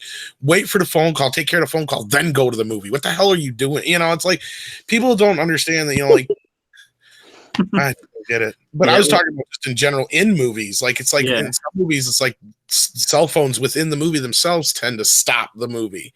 It's like. But I also want them to get rid of rappers, because during that while you're watching at a theater, they need to have like Tupperware. I don't know why they switched back to the paper bags in a lot of places, because like the buckets didn't make as much noise. Yeah, I don't know. Oh, sorry, excuse my language. No, that's all good. Hey, dude, I'm not monetized. I don't care. We're good. He thinks those are bongo drums. It's like, Daniel used so much humor. Hare Krishna. He's like, yep, nice. Now wax. Get to work. Or was it sand the floor? Yep. Sand the floor. Oh yes, Tom, you have to let Vivian hear your amazing Mr. Miyagi impersonation. Left hand, the big circle. Right hand, the big circle. Not bad. Like this. No. Left hand, the big circle. Right hand, the big circle. Breathing, very important. Do not forget. I remember that when I think that I totally understand why he would be so annoyed at this, because he's like, "What are you doing? I want to train karate." And you're making me like, but it's all about discipline. It's discipline, and doing these mundane tasks is like a workout in a way. I love that when he's done painting the fence and he's like, "I'm done painting the fence." Both side. I love the slow pan around the yard to how long the fence is. It's like, oh no. But he does do this all day. That's any kid today would have stopped after an hour. They'd be like, nope, I'm done. Nope. Yeah. That's part of the test. Miyagi's also testing how committed he is. Mm-hmm. And it's like you said, I say you do, no questions. That's why. I wonder how long did it take to film this film, because there's some shots where Daniel looks much older. Have you guys noticed this? They may have done reshoots. It's very possible. Because this shot, he looks much older than he was in the shot before. Yeah. I believe the original shoot was about 2.5 months. I can look that up. Well, I mean, it depends how long they take to film it, but sometimes they'll film the later scenes first. So as you go, then might see them look younger or older in certain spots. Yeah. It's so funny when he realizes eventually, when he starts moving his arms, he's like, that's why you were showing me paint the fence. Yes. Imagine walking into this and going, hey, why aren't you watching TV, huh? No. You can catch fry. Wouldn't a fly swatter be easier? I cannot tell you how many times I tried to do this, and I was like, this is just useless. I'm never going to be able to catch a fly like that. No. It's so funny that you tried. That is brilliant. They never stay in place. They never stay in place long enough. They just buzz around the room and then get annoyed and then maybe come around and then boop. See, the thing is this, guys. I grew up with brothers. I have 2 brothers. So that's why I always loved watching action films, and everything that would happen on screen, I would play out with my brothers, like Mortal Kombat. That's awesome. The original Mortal Kombat. My brother and I broke the window playing Mortal Kombat. I'm not even joking. Oh my gosh. Wow. How do you I kicked him and his arm went through the window. So you have to tell him that he broke the window. Now, does anybody want me to ruin? But it was definitely my fault, but no one got hurt, thank goodness. But yeah, the same with karate. How many times we tried doing the pose on the beach. Yeah, we would do all that stuff on the trampoline. So Now, does anybody want me to ruin how he actually caught the fly there? The little movie magic. They did a reverse shot. They already had it. No. Actually, simpler than that. The flies are on monofilament, and you just found the string and followed the string to the end of the fly. I love the way Miyagi looks so annoyed when he catches it. Because they've been trying forever. Never caught one because he just said that. Not yet. Beginner's ruck. Paint the fence. I won't spoil it for anybody. Miyagi does catch one eventually, though. Well, and it's like, if the karate thing never worked out for Daniel. Who's watching this for the first time? Well, I just saw this for the first time last week. So, but he's never seen the other ones. Yeah, I've yet to see any of the other ones other than the Jackie Chan remake, which I saw that first actually. Did you like that? Yeah, it was okay. But I knew it was a remake, so I was like, okay, I know. I only watched it because it's Jackie Chan. And I love Jackie Chan. Mm-hmm. But I didn't like it, to be honest. Yeah, I mean, I found some parts in it that I did like some moments, like with him and the kid, were okay. But overall, it was kind of a waste of time. Kind of felt like I didn't really feel invested in the kid at all. But with this one, I like how this movie is only like an hour and a half long, but it feels really long, like as if like you're with them for such a long time. It feels like you really go through. You really see your journey of training here, and what like it's kind of pretty much explaining what karate is about. Because what we think it's like you just go and kick some people and you learn how to defend yourself, but there is a philosophy behind it. Yeah, exactly. Well, and if the karate thing never pans out for him, he can be a professional painter and landscaper. Right. Well, the wax the car thing I'll be right comes back, in. guys. Hang on. Okay. Yeah, I love what Vivian said about after I saw the movie in the cinemas. This is what we would do on the playground. You know, we would do all these things. We would play Karate Kid. You know, or whatever movie was on the night before. Yeah, or Ghostbusters the next day or whatever. Yeah. Oh yeah. So this was a lot of my childhood recess time. It's so much fun. Yeah, I was more of the Power Rangers and whatnot area when this was out. Have you seen Ghostbusters? I've seen Ghostbusters. Yeah. Yeah, so. both. I actually did not see the 2016 one because I watched. Oh no, you don't need to. I found people's reviews of it to be funny enough, to get the gist. Yeah, you don't need to watch that one. It doesn't count. One guy showed a comparison of the original Ghostbusters, like a comedic scene, getting information across, and then one from 2016 where they're talking about wontons, and it's like, yeah, there's a big difference in style. Oh, it was so bad. That's the rule of Miyagi-Do karate. Karate for defense only. Second rule of Miyagi-Do karate. First to learn rule number. Are you going to open your Mr. Miyagi impersonation class and give impressions of karate?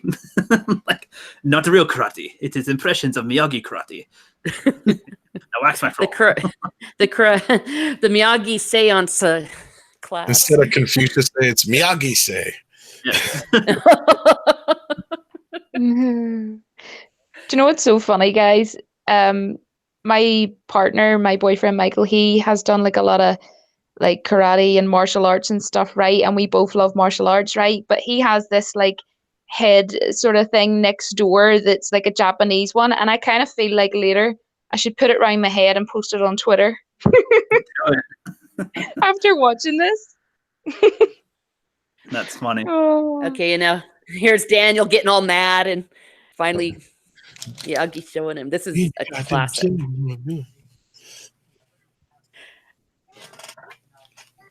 I feel like I'd love to do an impersonation, but I would just do it really badly. If I did Mr. Miyagi, it would sound ridiculous.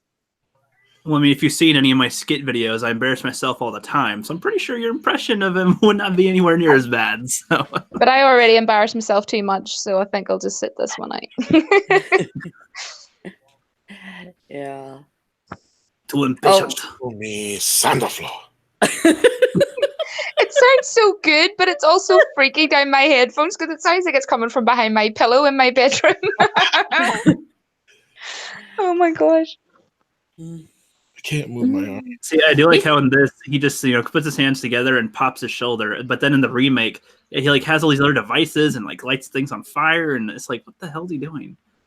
Yeah, I do like that one with Will Smith's son, but like it's like Vivian was saying, like I do like it, but you can't touch the other ones. Like, I mean, if you compare the other ones to that, there's no comparison. But it is still, I think it's still a good watchable film because Jackie Chan's so good. Yeah. Well, the thing about this scene, look at how well Machio is fucking selling this. I mean, this kid is just selling this. How old is he? You're like, he's just as confused as we are. But no, he knew what was happening, So it's like, this is why this guy was an actor right here. Yeah. Sorry, I just well, no, and then the way Miyagi, look how, I mean, he's all of a sudden, he's not funny anymore. He is intense. Focus, look at I.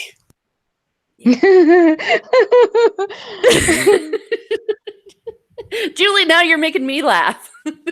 Honest to goodness, it's the way like I'm just laughing because it sounded like he said something else.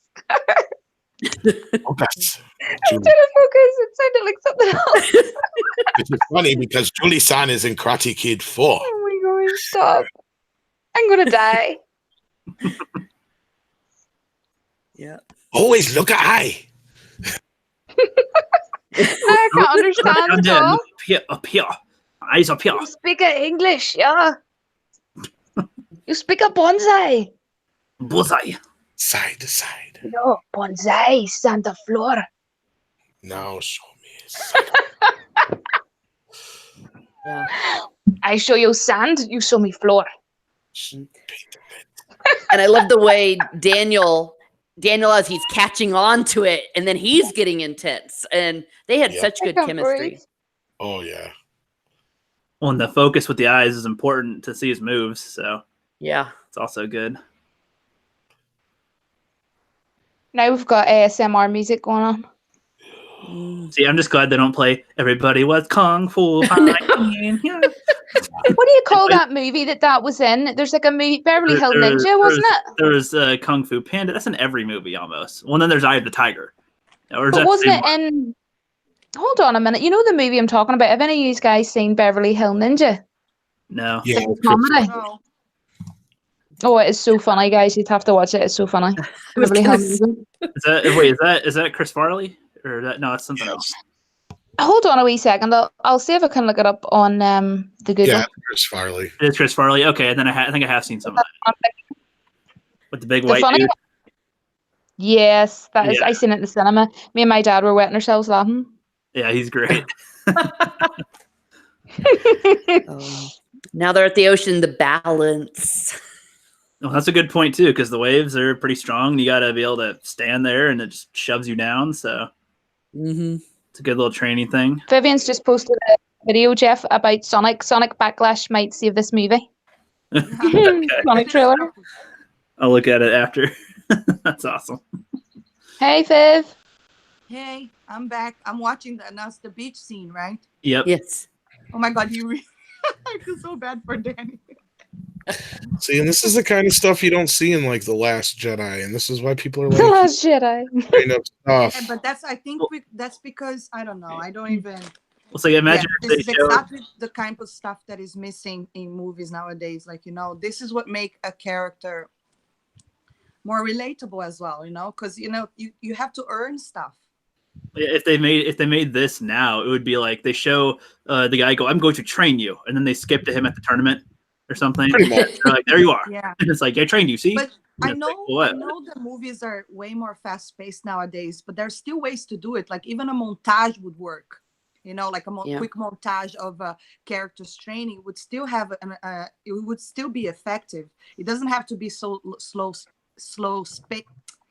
paced like this, but it's just lack of creativity, in my opinion. Yeah, well, and it's like with this, the whole movie is based on like being connected to the characters. If you don't care about these two characters, then like why are you watching, right? Correct. Well, and I think that's why Cobra Kai is so popular, because it actually honors that. And I think that's why it's such a breath of fresh air. I'm going to need to watch that. So I am. I think I watched Oh. the first episode and then I was watching so many other things. But Yeah. I'm definitely going to have to watch it. Like me and my boyfriend are going to watch it. Cobra Kai. Oh, it's amazing. Yeah. I And to didn't go back to, finish the whole Grace. thing about relatability, of course, they would say nowadays that women like me are not supposed to relate to Daniel. I always related to Daniel. It didn't have to be a girl for me to relate. Yeah. Good point. Have you ever going to say something? Yeah. Yeah, I like what he does with the beer here. He's like, I don't even know what I did. How'd you do that? I don't even know. First time. I think I'm behind. Hold on. Are you guys where he's training on the boat? I'm at 1 hour and 20 minutes and 55 seconds. It's where I he's love how Geoff keeps saying it when I can't see the timestamp. I know. where Okay. where he's gonna stop the beer bottles. He just chopped the beer. Yeah. Yeah. On Yeah. the First card. time. And it was also the first time we saw the crane kick. Yeah. Miyagi. Yeah. I don't agree though that if do right, no can defend. I don't know about that. Well, ironically, or I don't know if it's ironic really, but in the original script, it was supposed to be a kick where the other foot never touches the ground, because that was the whole reason his other ankle was messed up. Is he had to learn a kick where he could kick with the one foot on the ground, you kick the same foot, and then you land on that same foot. Neither one of them could do it. So they had to compromise, and they came up with the correct technique. Yeah. Okay, because like when he's like, do right, no can defend, and he like, it's a very telegraphed type of move, and I feel like if you are gonna attack them, just don't lunge your face into their foot, and you're good. It's only really telegraphed because we've seen it a million times because of this movie. Well, no, I mean, as far as like if you're, because if that's a popular move, crane kick, like in it isn't though. They made it up for this movie. Okay. Well, but no, I mean, even if you're facing somebody, and unless you've seen the Karate Kid or a million parodies of it now, yeah, that kind of a thing wouldn't be defendable. Right. The first time you do it. I guess I meant I assumed that it was a move that like only the masters know or something. No, that's the way they're playing it off. Because like I said, the original script, it was supposed to be much more impressive. It was like he literally never puts his other foot down. Like if it's supposed to be the legendary crane kick, like that everyone has heard about and has seen before. No. Like, all this stuff that he's teaching him is like secret Miyagi shit. Oh, yeah.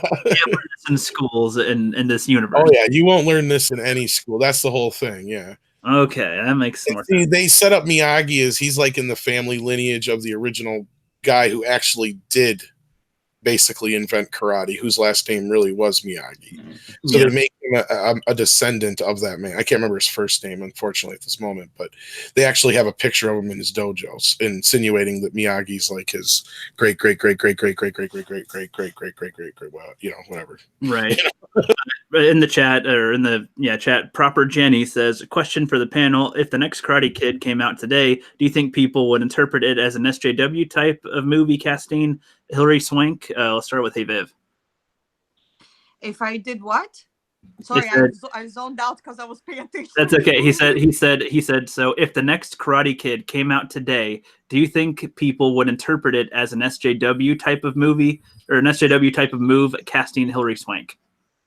If the next Karate Kid came out today, probably yes, because I'm actually against these gender flip role films because it's not original.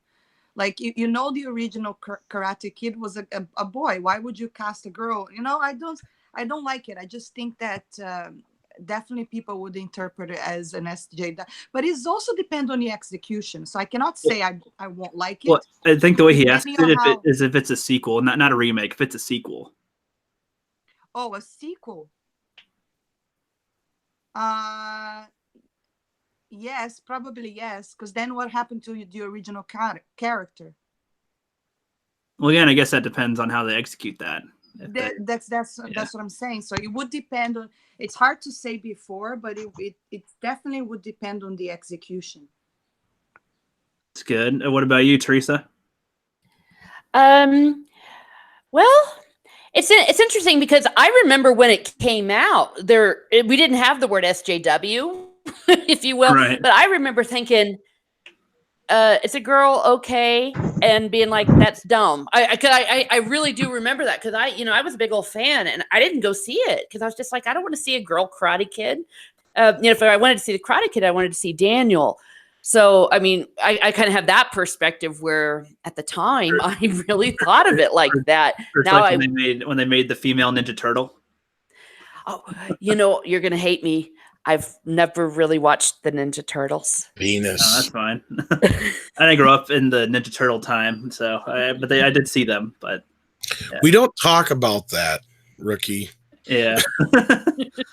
I watched them when I was younger nearly every night. Like I had them on VHS and I watched the Teenage Mutant Ninja Turtles and I still watch them and I still watch the movie. See, you guys had Ninja Turtles. I had Power Rangers, Pokemon, Yu-Gi-Oh, Beetleborgs. I had those. I've never watched Pokemon.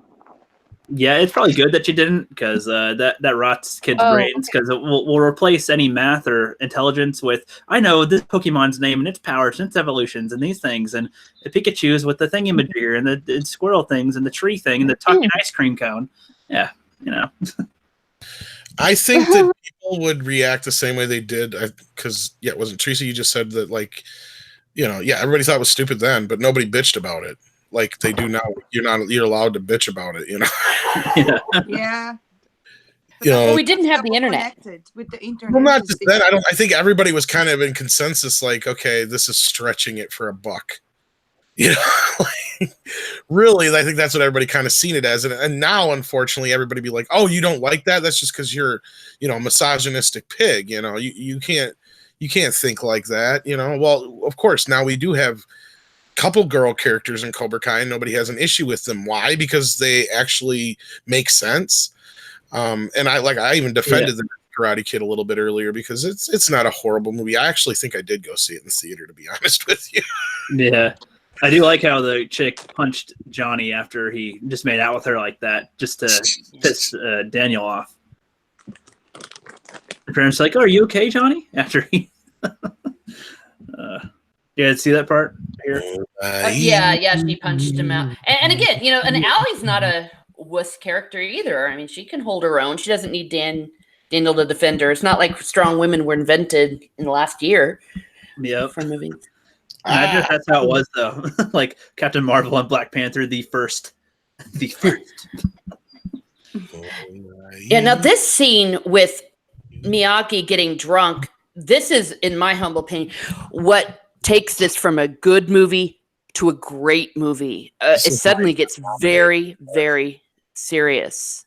Talking about his wife. I hadn't forgotten about this part. Yeah. Yeah. And the fact. Go ahead. Oh my God, he's drinking too. You know what? Nobody would have made a big deal about this back then. I don't think anybody did, but just think about how parents would be freaking out. When I saw this too, I was like, he's probably under 17 even at this yeah, he is. He's like, drink. This would have received a major backlash nowadays. Like, if you watch movies from the 80s, it was kind of like a better age for film, I would say. Well, but look, at least he's like all like, at least he's not like going to drink it again, He's like, the hell with that. Yeah, seriously. Well, and now they think, oh, if you see this, then your kid will drink alcohol. That's how they'd see it. Yeah. I think it's crazy the way so many things are getting banned now. And I don't want to go too crazy, but the whole thing with Michael Jackson and all, no, I'm going off topic, but 10 years after the man was buried, right? And he's my favorite artist, right? And then these two guys try and pull off the same nonsense again. And then all of a sudden, all his songs are now apparently being banned by certain radio stations. And you're like, what is going on? I also agree with you in that one. It's just it's very convenient that this is coming up just now. Yeah. The world's gone crazy, Vivian. See, today's society, anything goes now. It's just I want to go, me and my boyfriend were saying earlier, why don't we just go and live in a mountain somewhere? It's getting to that stage. I agree with you because the whole thing with the whole Michael Jackson, that place that he built should have had cameras every single place. How would we get away with it? It doesn't make any sense. No. And then he's dead 10 years and they want to dig him up and start it all over again. I mean, the man's been dead. Yeah. Seriously. Now, I do it's just I'm passionate about it because he's my favorite artist. That's okay. I totally agree. Those guys were full of shit. They were proven full of shit years ago, and the only reason they're getting away with it now and not getting sued is because Michael Jackson's dead. That's it. It amazes me that everybody fell for it, and they were the biggest actors on the planet. You could see through them a million miles away, and then they were saying that they kept certain things as sentiments, and you're like, if that actually happened, you wouldn't be keeping pieces of jewelry as sentiment. That sounds insanely made up, and you're good actors, but sorry, it's not working out for you. People, it's amazing that nowadays people believe anything anybody says just because it's on TV. Yeah, that's because the media changed very much with the internet, everything is just so fast. And it's funny because I'm actually taking a class this semester that talks really about the effect of media on us, because everything is spread so fast that it's even hard for the media to say this is actually fake, because by the time the people are saying it's fake, everyone already believed that it was true. You know what I mean? Because it's so fast.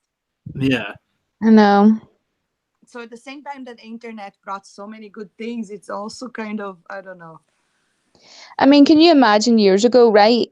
a celebrity wouldn't have been able to get depressed at someone saying horrible things about them on Twitter, because they wouldn't have been able to even have a proper phone to have the internet. Whereas nowadays, it's readily there for people to go on and read what actors think, what people think of certain actors.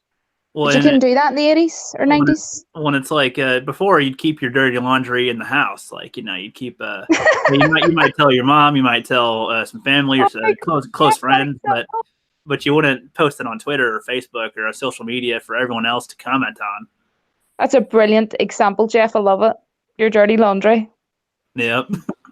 Well, I get this of my own. I know people personally that do that all the time. They'll put, "Oh, my problem's at home," and blah blah blah, wham wham for me, and then everybody else comments on it. "Oh, that person's a bitch. Don't they suck, man?" It's like, oh god, okay. Yeah.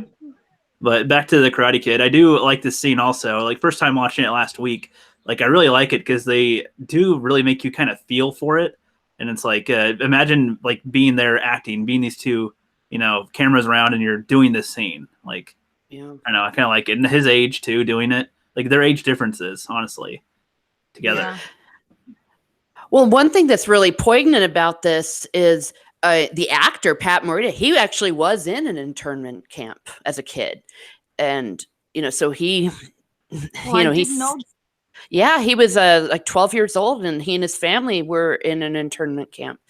Oh wow! And then the way he's talking about this, and he's drunk, and it starts off funny, and then you realize he's talking about his wife and son dying, and it just elevates it so much higher. When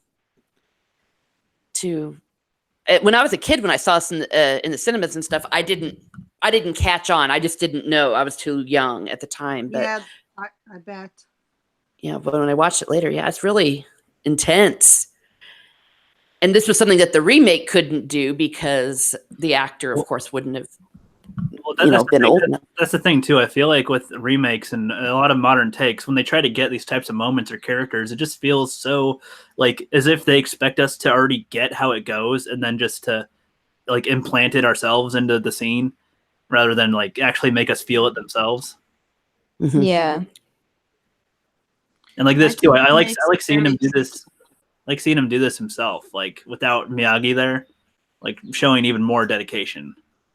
Where are you at in the movie? Because I think I'm behind a little bit here. I'm at an hour and 33 minutes and 30 seconds, or an hour 33 minutes and 55 seconds.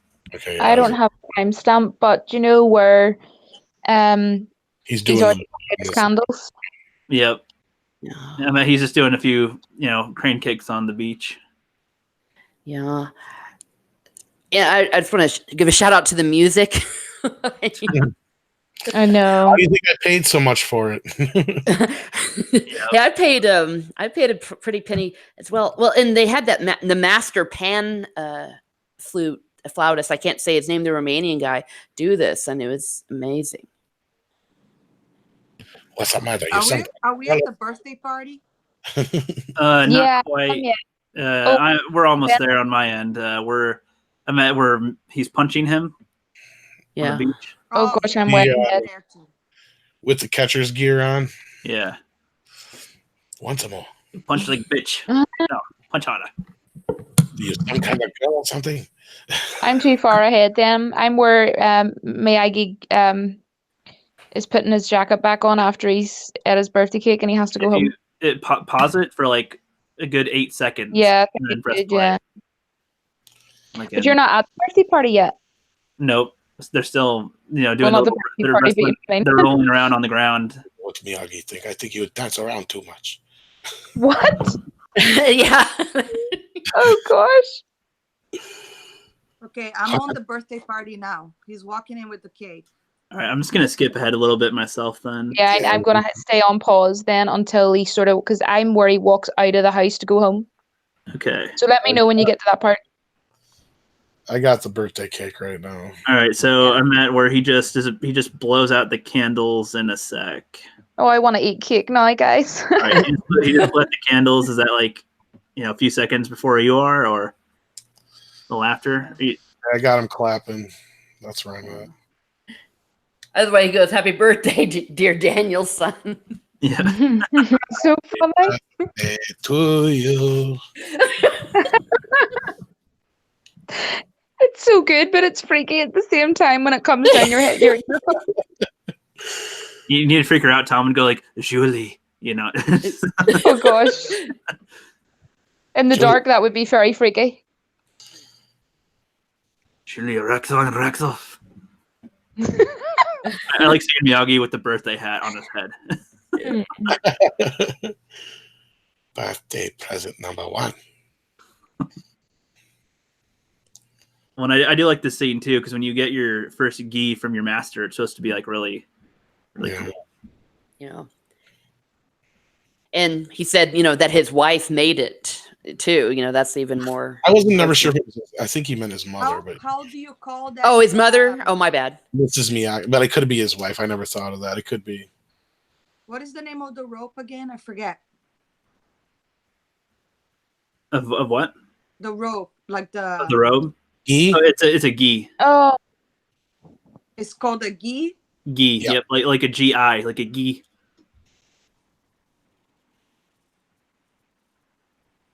I don't know why they call it that, but they do. Yeah. are you outside yet? No.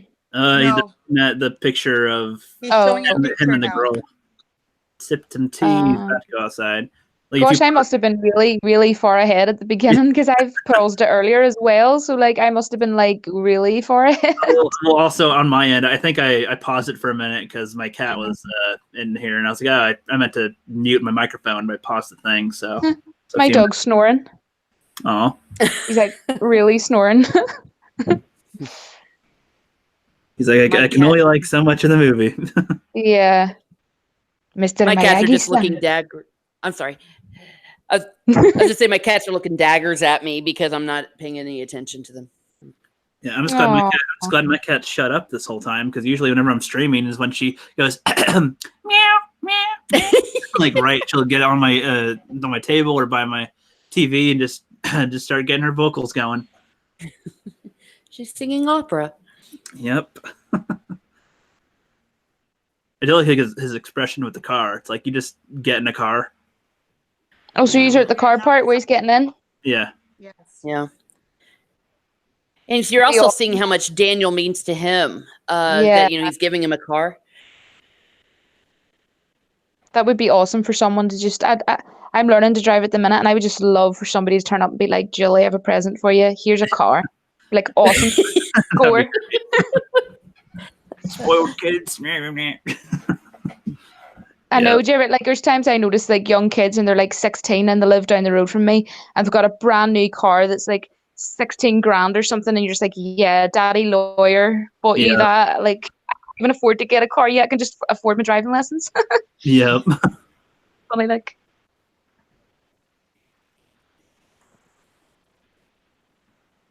Yeah, I've always been in love with cars. The first thing I did when I turned 18 was the day of my birthday, I got my driver's license. Oh, Yeah.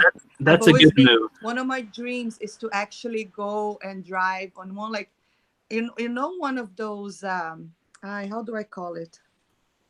convertible. Not a race car, but kind of like a race car, and just go around and it's full speed. I'd love to do that. Oh yes. A sports car? Yes. But like not on the street, on the Like a racetrack. Track. yes, on a racetrack. Oh. On a racetrack. Yeah. What Not about racing. I don't want to race car? race, but I just wanted to drive a car on a racetrack, Oh. That'd be cool. Yeah. Yeah, I was dumb because I had a bunch of friends that all drove and we'd all go to like the same places, so I didn't get my license. I still don't really have my license. I have my permit, but I never got a car yet. But I'm working on that. So way behind. I'm way behind. I'm a lot older than you, Jeff, so don't worry. Oh, you don't have one either? Nope. Okay, that don't feel as bad. Just don't wait as long as me. Oh, I want to start driving around anyway. I'm tired of waiting on people Yeah. on the bus and stuff and walking around. I'm like, could save a lot of time here. Yeah, it gives you more gosh, I can't even think of the word. Like It's freedom. gives you more independence. Yeah. Yeah. Well, and that's actually the thing. I think I'd have a better job if I had a car because I've applied at places and they wanted me, but because of the time that the buses go, I can't work there. So they're like, oh. I know, and places for jobs always like prefer you to have a driving license, even if you live like 5 minutes away from the place, and you're just like, okay, why do you need a driver's license? Like other girls are like, we hate you. Yep. Oh gosh. Yeah, have to have a fancy car. Yeah, I've always hated that in films. Yeah, Like like it girls- makes look like It that. makes, Yeah. it makes all the girls look bad. I know that that is true. It happens, but it makes Yeah. girls look so bad.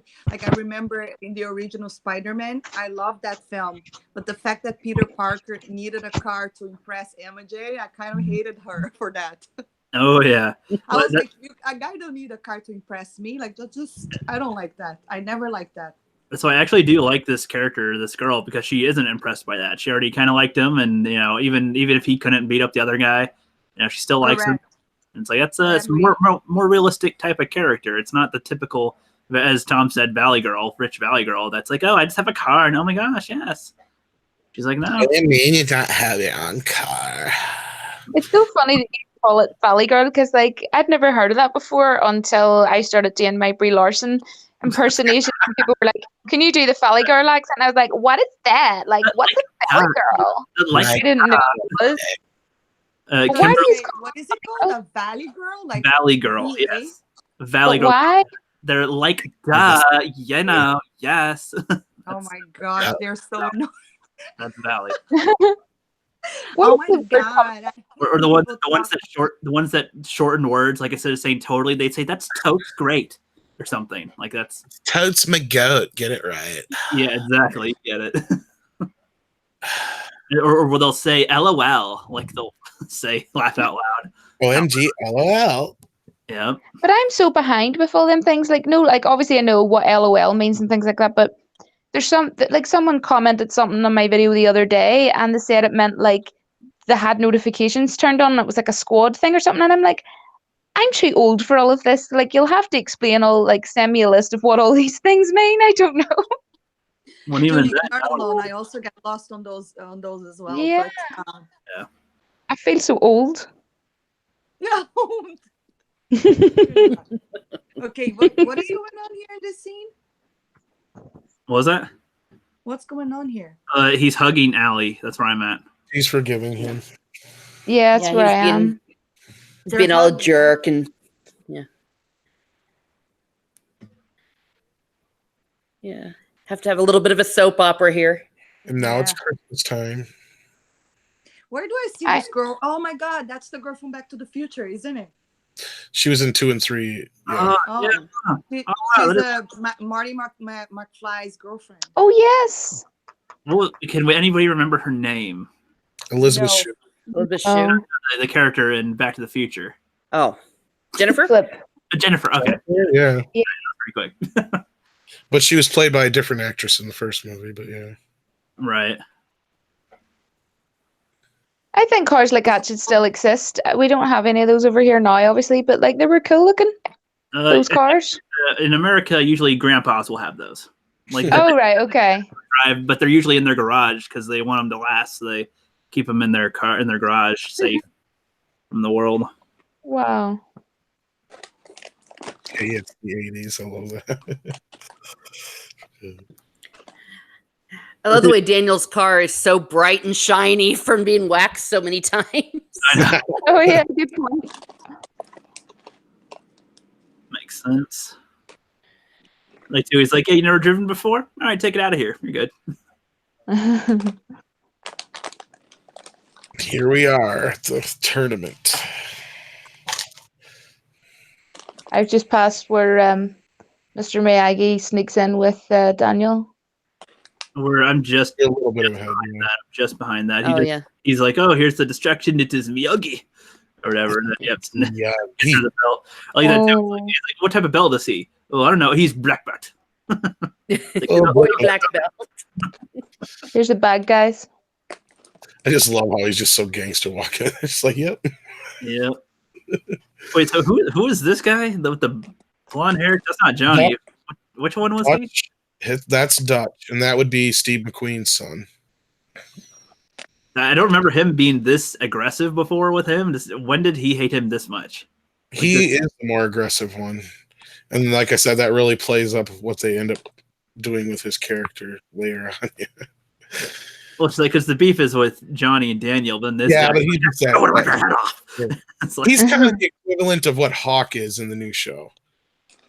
Okay, and I don't know who that is either. And you got, well, you'll know who it is when you get there, but yeah, you got Tommy and Billy, and I have a long journey ahead with these. do you guys want to be on for my other Karate Kid watch parties I'll have later on? Oh, Sure. For sure. Yeah. Right, sweet. Or Bobby, not Billy. Is this time of day good for them, or like on Fridays? Yeah, that's not too bad. Like around noon Pacific-ish? Yep, it's okay for me. Sorry, what was that? No, saying, I was saying if you guys want to be on. I was trying to see what was going on there, so I was always zoned out. I'm sorry. That's okay. I was saying if you want to be on my next watch panels for Karate Kid 2 and 3 when I do those, because I'm just going through these my first time, and you guys have a lot of knowledge and history on Karate Kid and love them, so. Oh, sure, yeah. If I'm available, I don't mind. Sure. Yeah, I was saying if like on Fridays around this same time is good, because that's what I was thinking. She's his translator. What I think she was doing, Jay, looking at the picture of Keanu Reeves. That's what she was doing. Yeah. I was actually trying to see what. Yep, sure thing. Did you not know she married Keanu Reeves the other week there? No. Oh, I didn't know, but that makes sense. Secret wedding. I didn't get invited. Like, I was pretty disappointed at that, but sure. How is it not big news? I Oh, Anyways, no. know. I was just trying to see what he was saying there, but because I haven't seen this film in a long time. Okay. Oh, look at those little kids fighting. They're so Yeah. cute. That's cute. I like too. He's like, hey, I thought you knew how to do this. I only know karate. I don't know this. I've never been in a tournament. It's like, okay, gotta learn the rules right now. This is not tournament. Yeah, it's in the remake. In the remake, is kind of dumb with the that tournament. I mean, there was a few moments again that were fine, but it's kind of weird being like 10-year-old kids. Oh my god! I remember when I had my first karate fight. I was terrible at it. I got hit on the side, and it hurt. Like, I remember burning it so much. Oh, no. And I didn't want to. Oh no! Yeah, so I was like, you know what? I'm done with karate. If you or your mom or anyone has footage of that needs to be up. Yes, please. In learning karate. Kind of footage. Now, the guy who's the referee, I believe his name's Pat Johnson, if I'm not mistaken. He did the choreography for not only this movie, but ironically, considering we kept bringing it up earlier, he also did the choreography for the Ninja Turtles movie from 1990.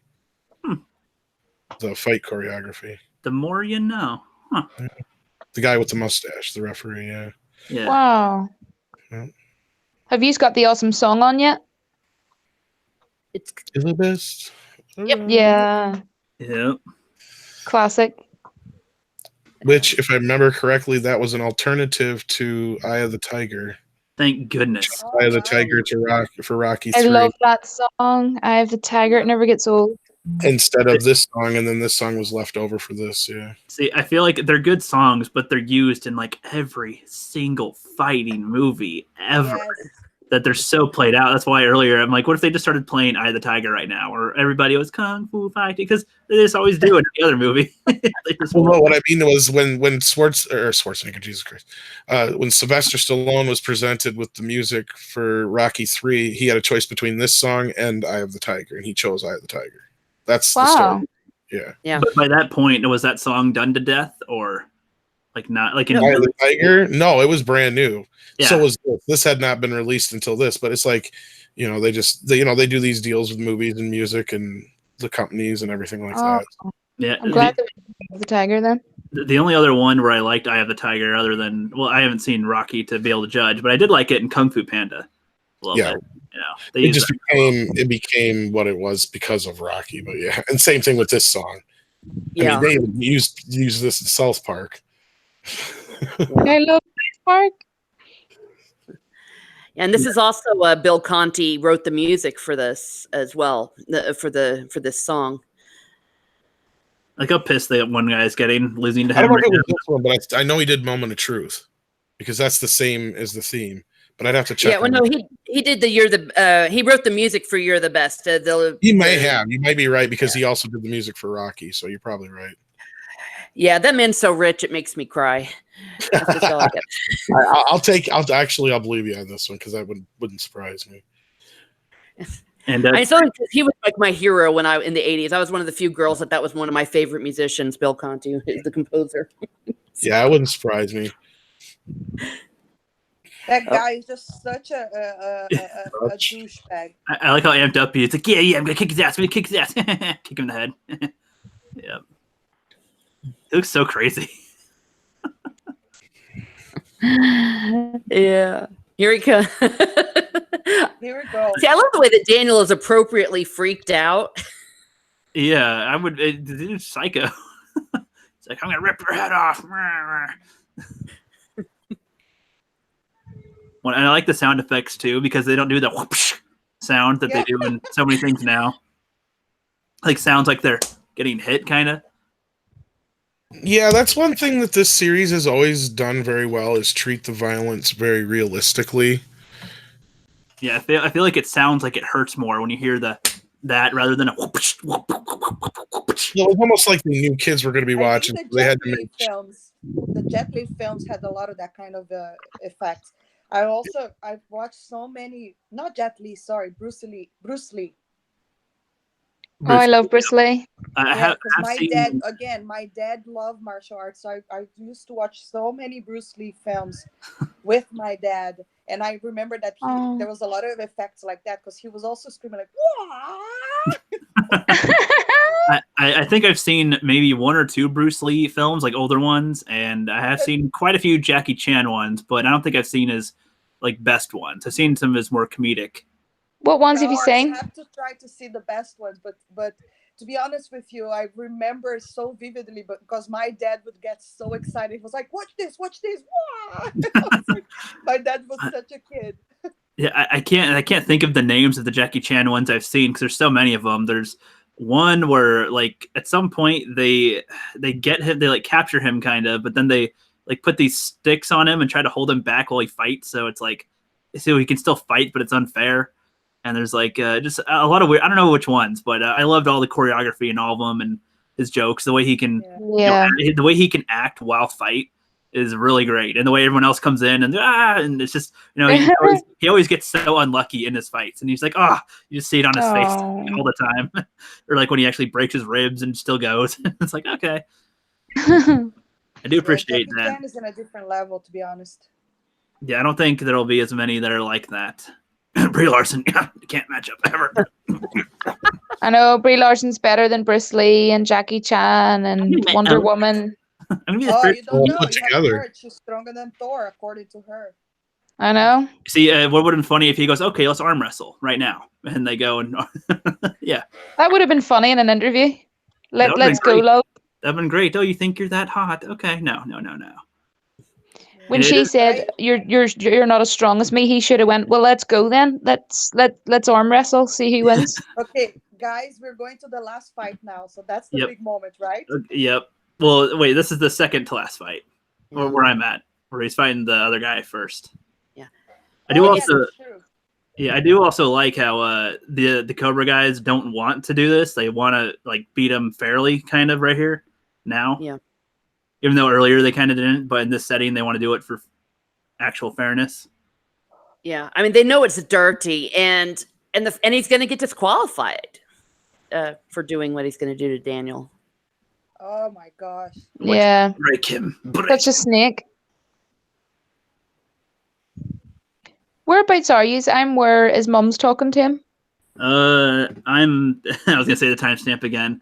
They're just carrying him off on the stretcher now, or they're carrying him off the mat now. Yeah, and it's also you see how dangerous Kreese is. I mean, he just told one of his kids to basically.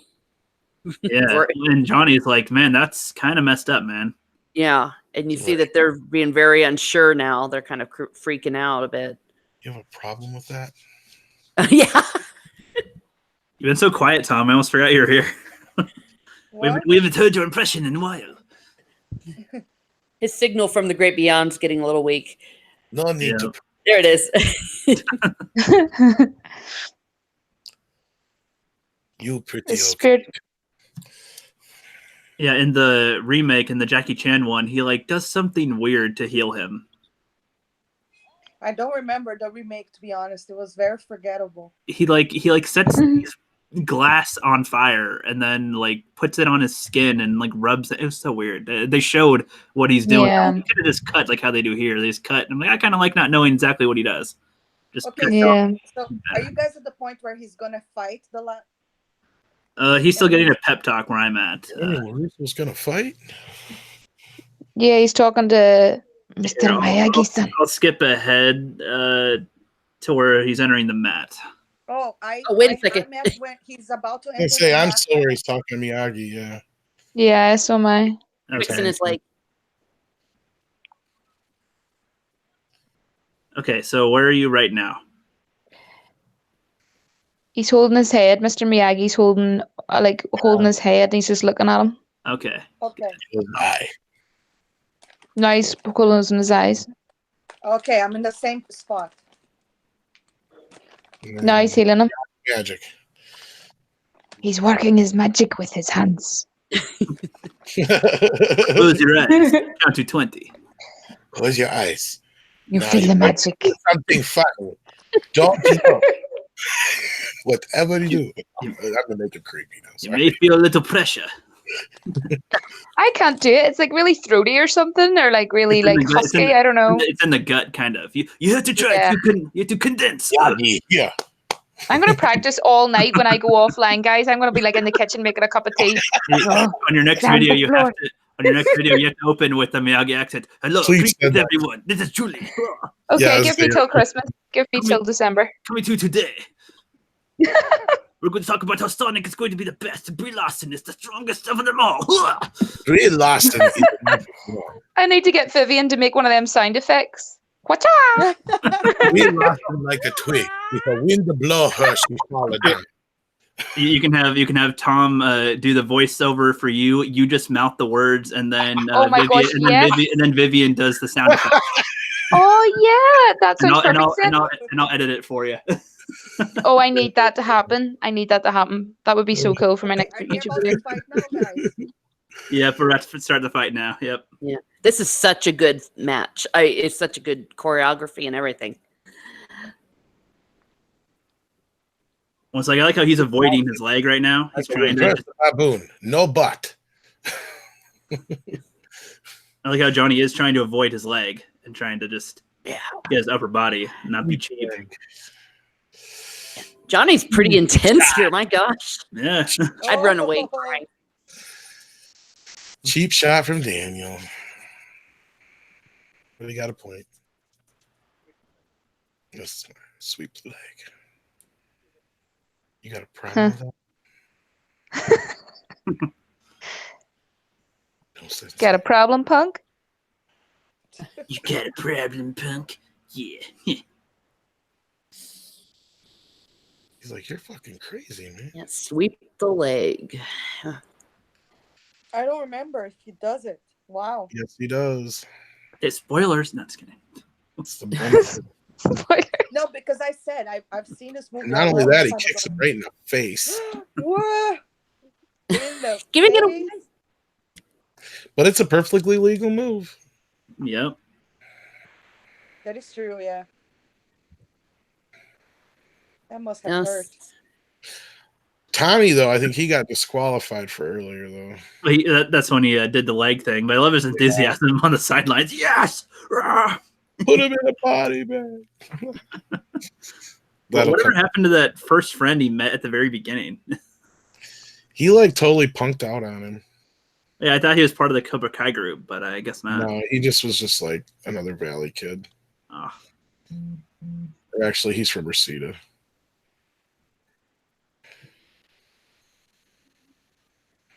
See, that's the other thing. Daniel's from Reseda, so like the Valley kids Daniel. normally would look down upon him. So yeah, it was like he's they're upper class kids, and he's Yeah. a poser. Right here too, I think Daniel was losing his composure quite a bit. Yeah. Especially since he was more on the defense first, and then he's trying to attack a little bit. And he's getting a little agitated. Kind of seemed.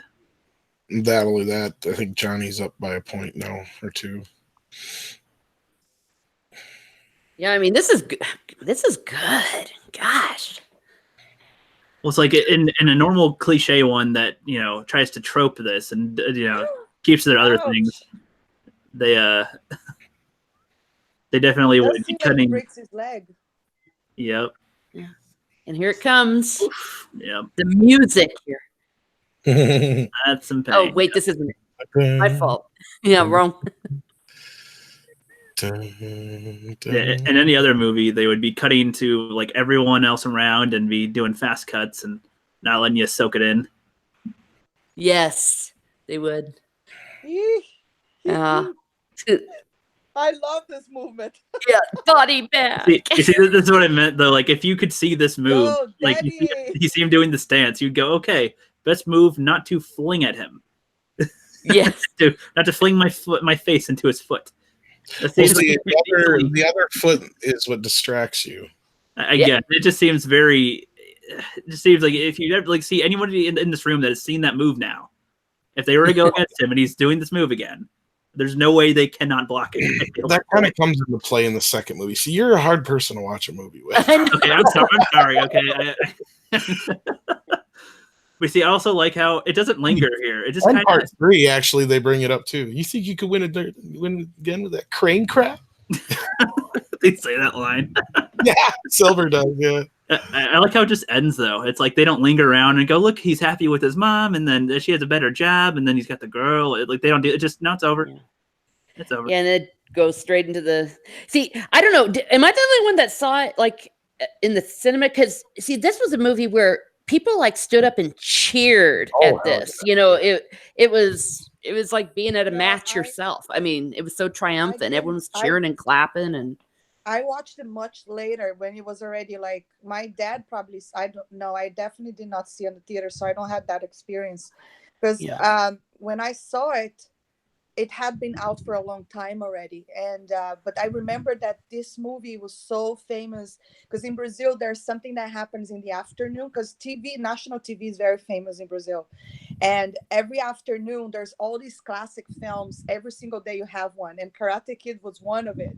And I remember watching it all the time in the afternoon, after I came out from school. But yeah, unfortunately, I did not have that theater experience. Oh, well, and it was just fun. I mean, it's just one of those things that, because like what people are talking about a little bit with Endgame, some of the younger people, they'd never been in a cinema where everyone's cheering, and it was the same in Critic Kid too. Oh, really? Oh yeah. I mean, and it was weird because we're watching it, and when Miyagi's fighting and all that, or beating up on people, we're all cheering and clapping, and we were all very rowdy. We probably would have gotten thrown out nowadays. Well, oddly enough, the second film was one of the. See, now it's no big deal. Sequels always tend to make more than the movie that preceded it. It's nothing new now. Back then, that was unheard of. There was very few sequels that made more than their originals.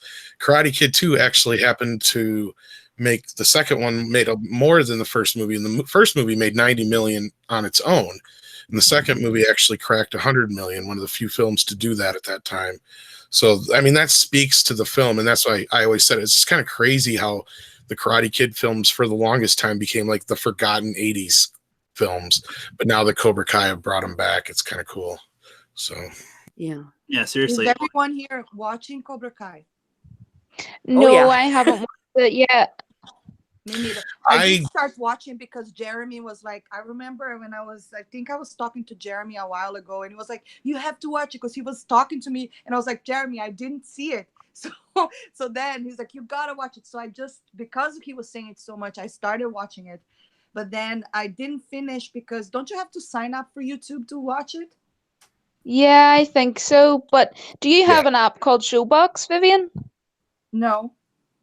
It's kind of a bit strange to download it. I think you have to go onto the internet at first on your phone and then download it onto your phone as an app. But it's called Showbox, and I Okay. think it might have it, but I'm not 100% sure. I could maybe check later on and let you know. But it has quite a lot of stuff. I think it even has Endgame out already on there. Oh, okay. Well, and I think it's only $3 to join the YouTube thing, right? I'll actually check don't now know. while I'm on. A little bit more than that, but they do offer like free months if you've never had it before. So it's worth it. I pile drive through the second season. Like Okay. screw sleep. I'm doing all this. So I sat for over 5 hours watching that second season straight. Well, yeah, I'll be taking a while to get started on that because I'll probably watch Karate Kid 2 next week, and then the week after do another watch party, probably on Friday as well. And then kind of same thing with the third one, I guess. And then I guess I'll start watching Cobra Kai after that. I guess I don't need to see the fourth one to watch Cobra Kai at all. No, I think you don't. I think even after the original, you can see, because that's you don't even have to watch the other ones and you'll still get into it. But like I said, I only start watching the free episodes, and then I stop. Yeah, once you get to the second season, it helps to have seen the other movies. Yeah, Vivian, it's actually on there on that Showbox that I was telling you about. I just checked, and Cobra Kai is on Showbox.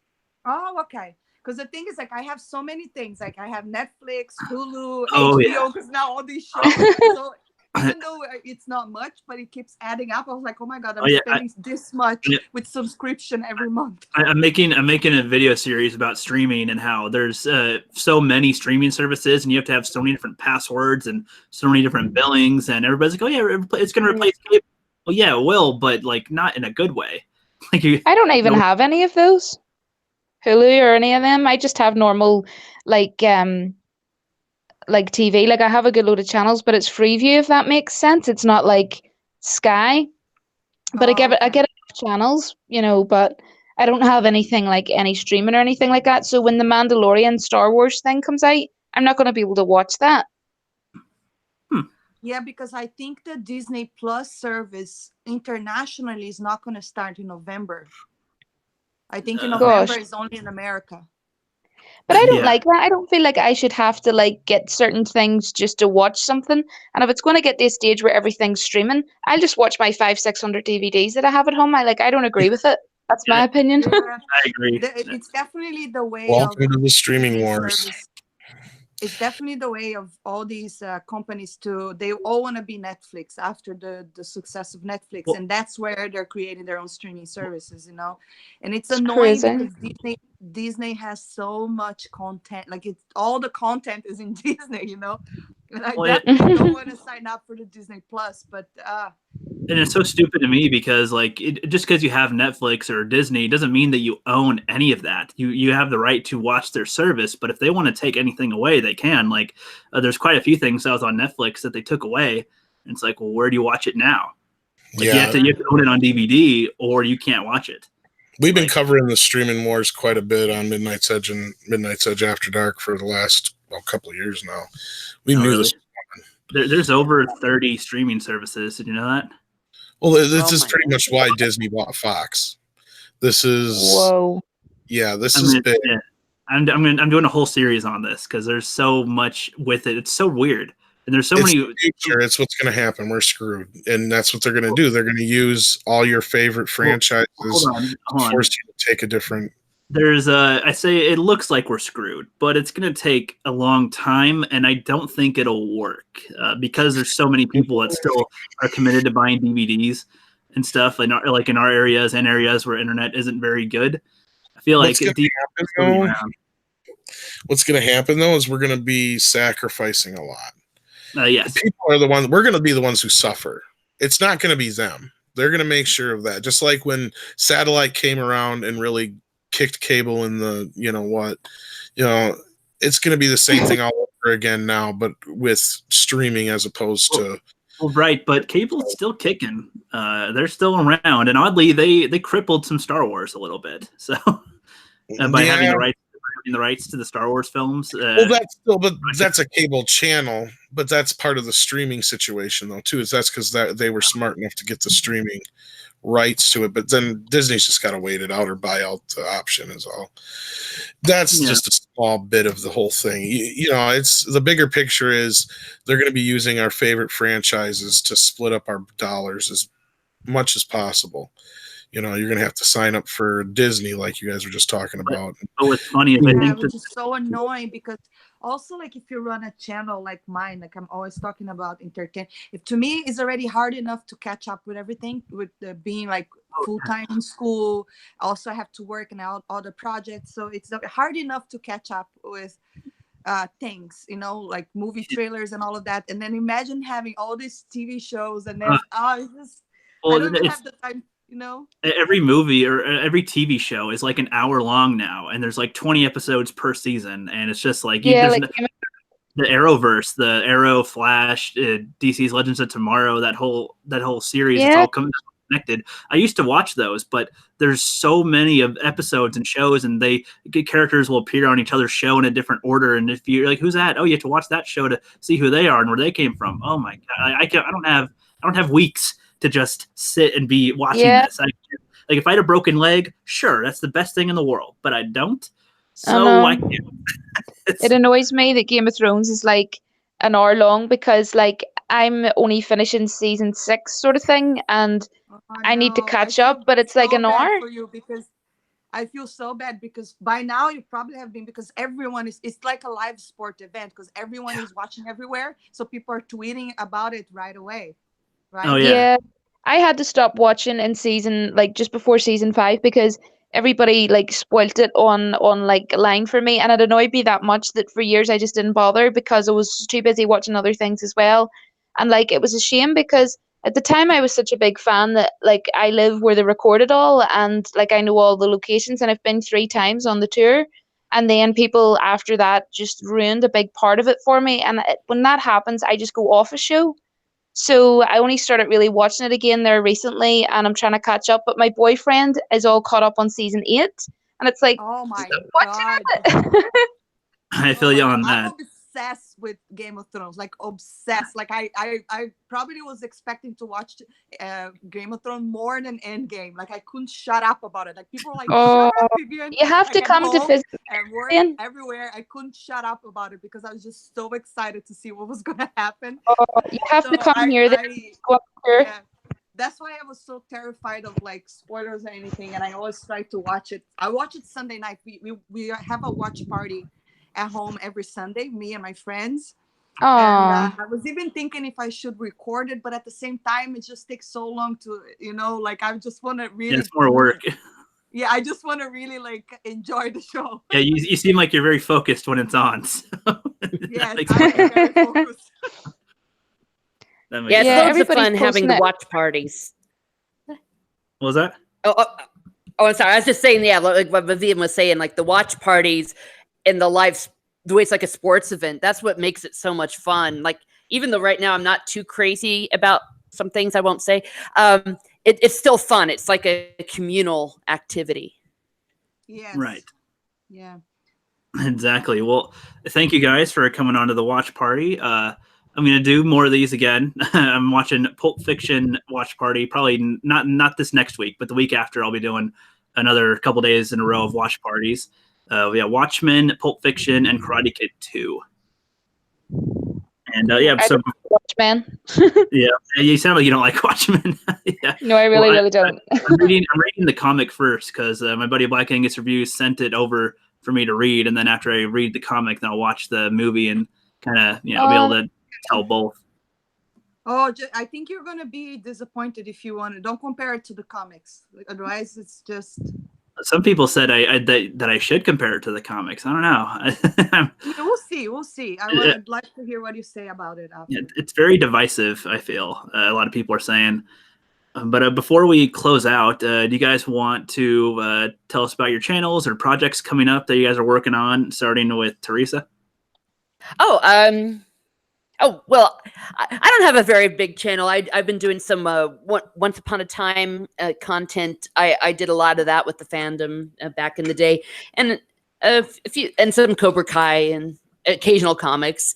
But thank you. I wanted to say to Geoff for bringing me on to talk about the Karate Kid. I really enjoyed it and enjoyed finally getting to meet all of you virtually. You know, Viv, I've been watching your show for a while, so it's been really nice. So thank you.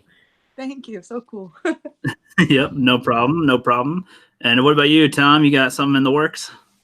Oh, I'm constantly working on something. Well, you know what I mean. Like, okay, anything that we might not see coming. Gosh, there's so much stuff that yeah, like right now we're working on Conan retrospective, and we're always got other stuff cooking, so always stay tuned for that. Otherwise, just the regular stuff we always do on After Dark, of course. And I'm sure most of you have already subscribed to Midnight's Edge, so I shouldn't be plugging this channel. I should be plugging your channel, Rookie. So helping you out. That's all good. Well, you never know, man. All our audiences are from somewhere else usually, and then they cross over. So yeah, but no, yeah. If you haven't subscribed to this guy yet, do it. So. All right, thanks. And Julie, you got some stuff in the works? Yeah, well, I'm going to be doing some more probably Marvel videos, but like talking on like certain characters and stuff alike and why and things like that, and talking through different characters of like the MCU movies and stuff like that. Because to be honest, Star Wars isn't sort of as promising to me as what it used to be. So it's kind of hard to make a lot of Star Wars videos. So probably more like Marvel videos and just other videos about me, and let my subscribers know more about me and things like that. And thank you so much for having me on, and you're so supportive of my channel, and I really appreciate it. Yeah, no problem. It's a blast. You're growing very fast. She's catching up to you, Vivian. Sorry? I said, Julie's catching right up to you, Vivian. She's She's gonna blowing pass up. me real fast. Yep. Aww. It's good. And speaking of Vivian, you got anything in the works that you're working on? Not specifically. I usually just post mostly like any news or trailers. I will also be talking about Marvel, everything that to do with pop culture that pop up, and I'm definitely going to be talking. I just dropped a video earlier today about the backlash on the Sonic and what I thought about this. More talking about what the director did about it, which I was so impressed. But yes, that's pretty much it. Unfortunately, I cannot do daily videos yet because my school commitments, I'm full-time in school. But as soon as I will definitely be focusing more on making videos. Well, that makes sense. I do like that you're going. Thanks so much. You're also a great supporter of my channel, and I really, really do appreciate it. Thanks. Yeah, no problem. I like helping people around wherever I can. And yeah, I like that you're going to school right now for film, right? Sorry? I said you're going to school for film still, right? I don't remember if you graduated or not or something. Yeah, that's good. I like that. I just had an interview with Black Angus Reviews, and we had Ray Kennix, the actress who plays Ahsoka in the fan trailer. Oh, cool. Yeah, see that? Yeah, she is very cool. We did a 2-hour live stream, but I cut it up into highlights on my channel for about like a half an hour total of time around there. And yeah, she said going to film school is the best way to go if you're trying to get into it. So that's where I'm working toward as well. That's about it for today. So have a good one.